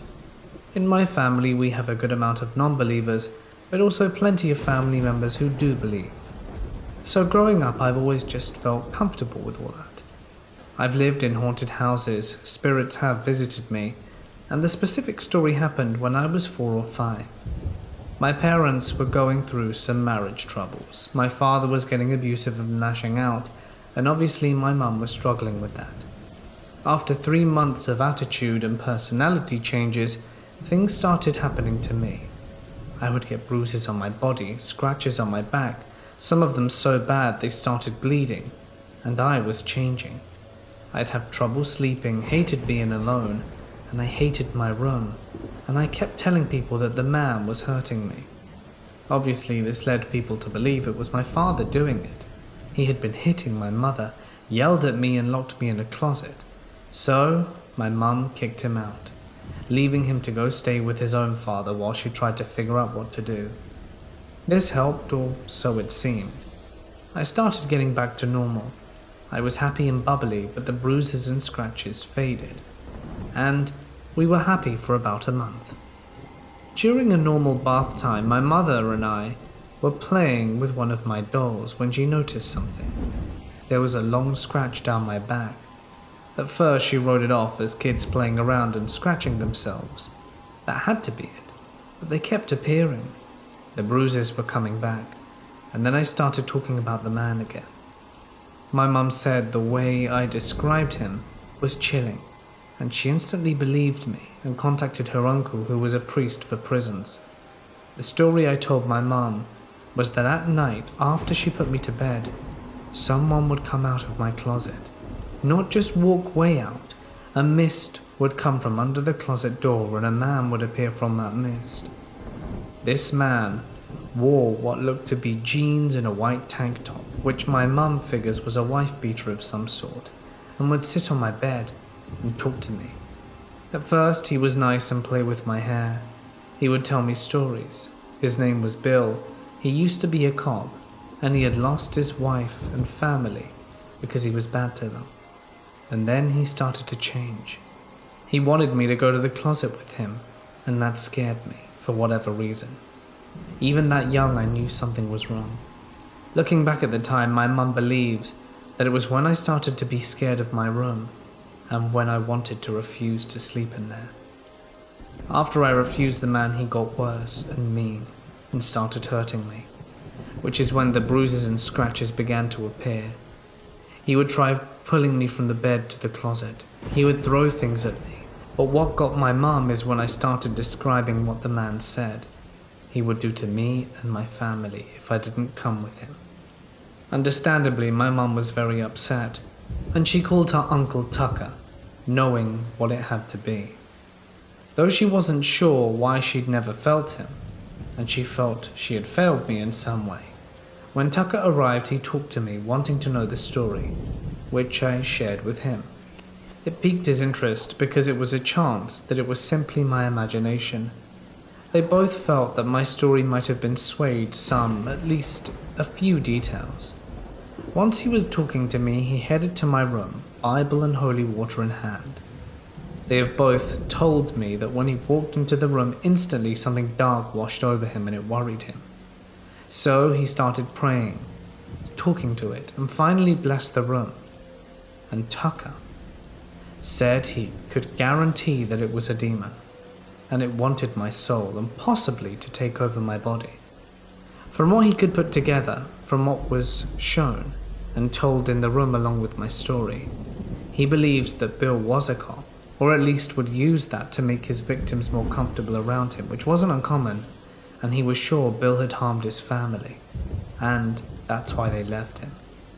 Tucker thought that the ghost slash spirit slash demon, whatever you want to call it, was hooked onto me not only because I was a child, which makes the connection easy, but because I was most likely sensitive like my mother, which Tucker had strongly believed since they found out she was pregnant. I won't go into details behind that because there's a lot of information. Back to the point. He warned her that it was probably going to keep happening and that I would deal with it my entire life, that I just needed to be strong and not to trust in every spirit I see.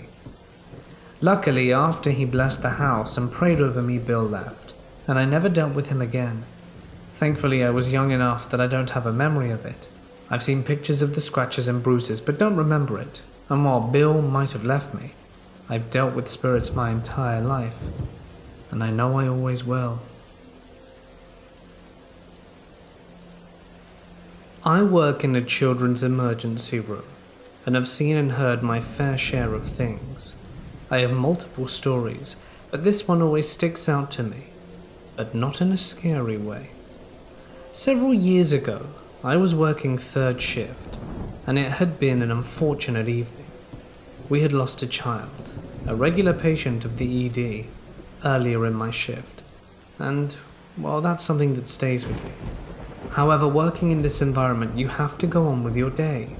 You're allowed to mourn, but for 12 hours, you are there to help every child that comes through those doors. Usually around 3 a.m., the ED is able to start closing down hallways due to the lower volume of patients. And that night, I decided to take a much-needed break away from the noise in one of the hallways we had just closed. I was hiding away in the unit secretary area of the hallway when I heard a child's laugh and footsteps running down the hallway into a room. Again, this isn't a particularly unusual thing, because we have children everywhere in the hospital. However, I wanted to investigate, because there shouldn't be a child running around unattended in the closed area of the ED. I walk in the room where I heard the child, and it was completely empty, with the lights still being off. Behind me I heard the same thing, but in another room, but this time the lights were switched on. Again, I go investigate and it was empty. Confused, I turned off the lights and went back to the desk. I sit there for a few minutes and see the light switch back on in one of the rooms, and shortly after I hear the same laugh. I get up and start walking to the room, and as I get close I hear the same laugh and the light switches right back off when I get there. At this point I can hear my heart pounding through my chest. I knew something wasn't right. I walk into the room and turn on the light, and my heart drops. Sitting on the bed is the patient I had come to know very well throughout the years. It was the patient I watched pass away several hours ago in our trauma room. I immediately started tearing up, and I remember wanting to say something, but the words wouldn't come out. He looked at me, smiled, and then laughed. And just like that, he was gone. I haven't seen him since that night. Maybe I was sleep deprived and seeing things. But in that moment I felt a sense of peace. I knew he was okay. It is definitely an experience that I will never forget, and honestly one that I never want to forget. This is actually my friend's story, but I trust them and they seemed visibly shaken up by what happened. After we graduated high school, we went on a trip to Samui, which is an island in Thailand. And during the day we would mess around while waiting to go out at night. We rented motorcycles, rode around the island, but on that day, this happened. I was too lazy to go out, so I stayed behind with some other friends. When they got back, they told us about how they eventually got a bit hungry and lost, and that they stumbled upon some old lady by the road. They asked her directions to anywhere they could grab food, and all she did was point them in the direction of the road. They said thanks and rode on that way until they got to what looked like a hotel and restaurant. They were greeted by reception and directed towards the restaurant. The place seemed perfectly fine, but as they explored the place, they noticed something was off. It was completely empty. It looked like it was abandoned, even though when they got there, it seemed to be in perfect condition. They got out of there as fast as possible, and when they met other locals and asked them about that place, they said that it had been closed for years. These friends of mine are the adventurous type, but they looked disturbed when they returned back to the hotel.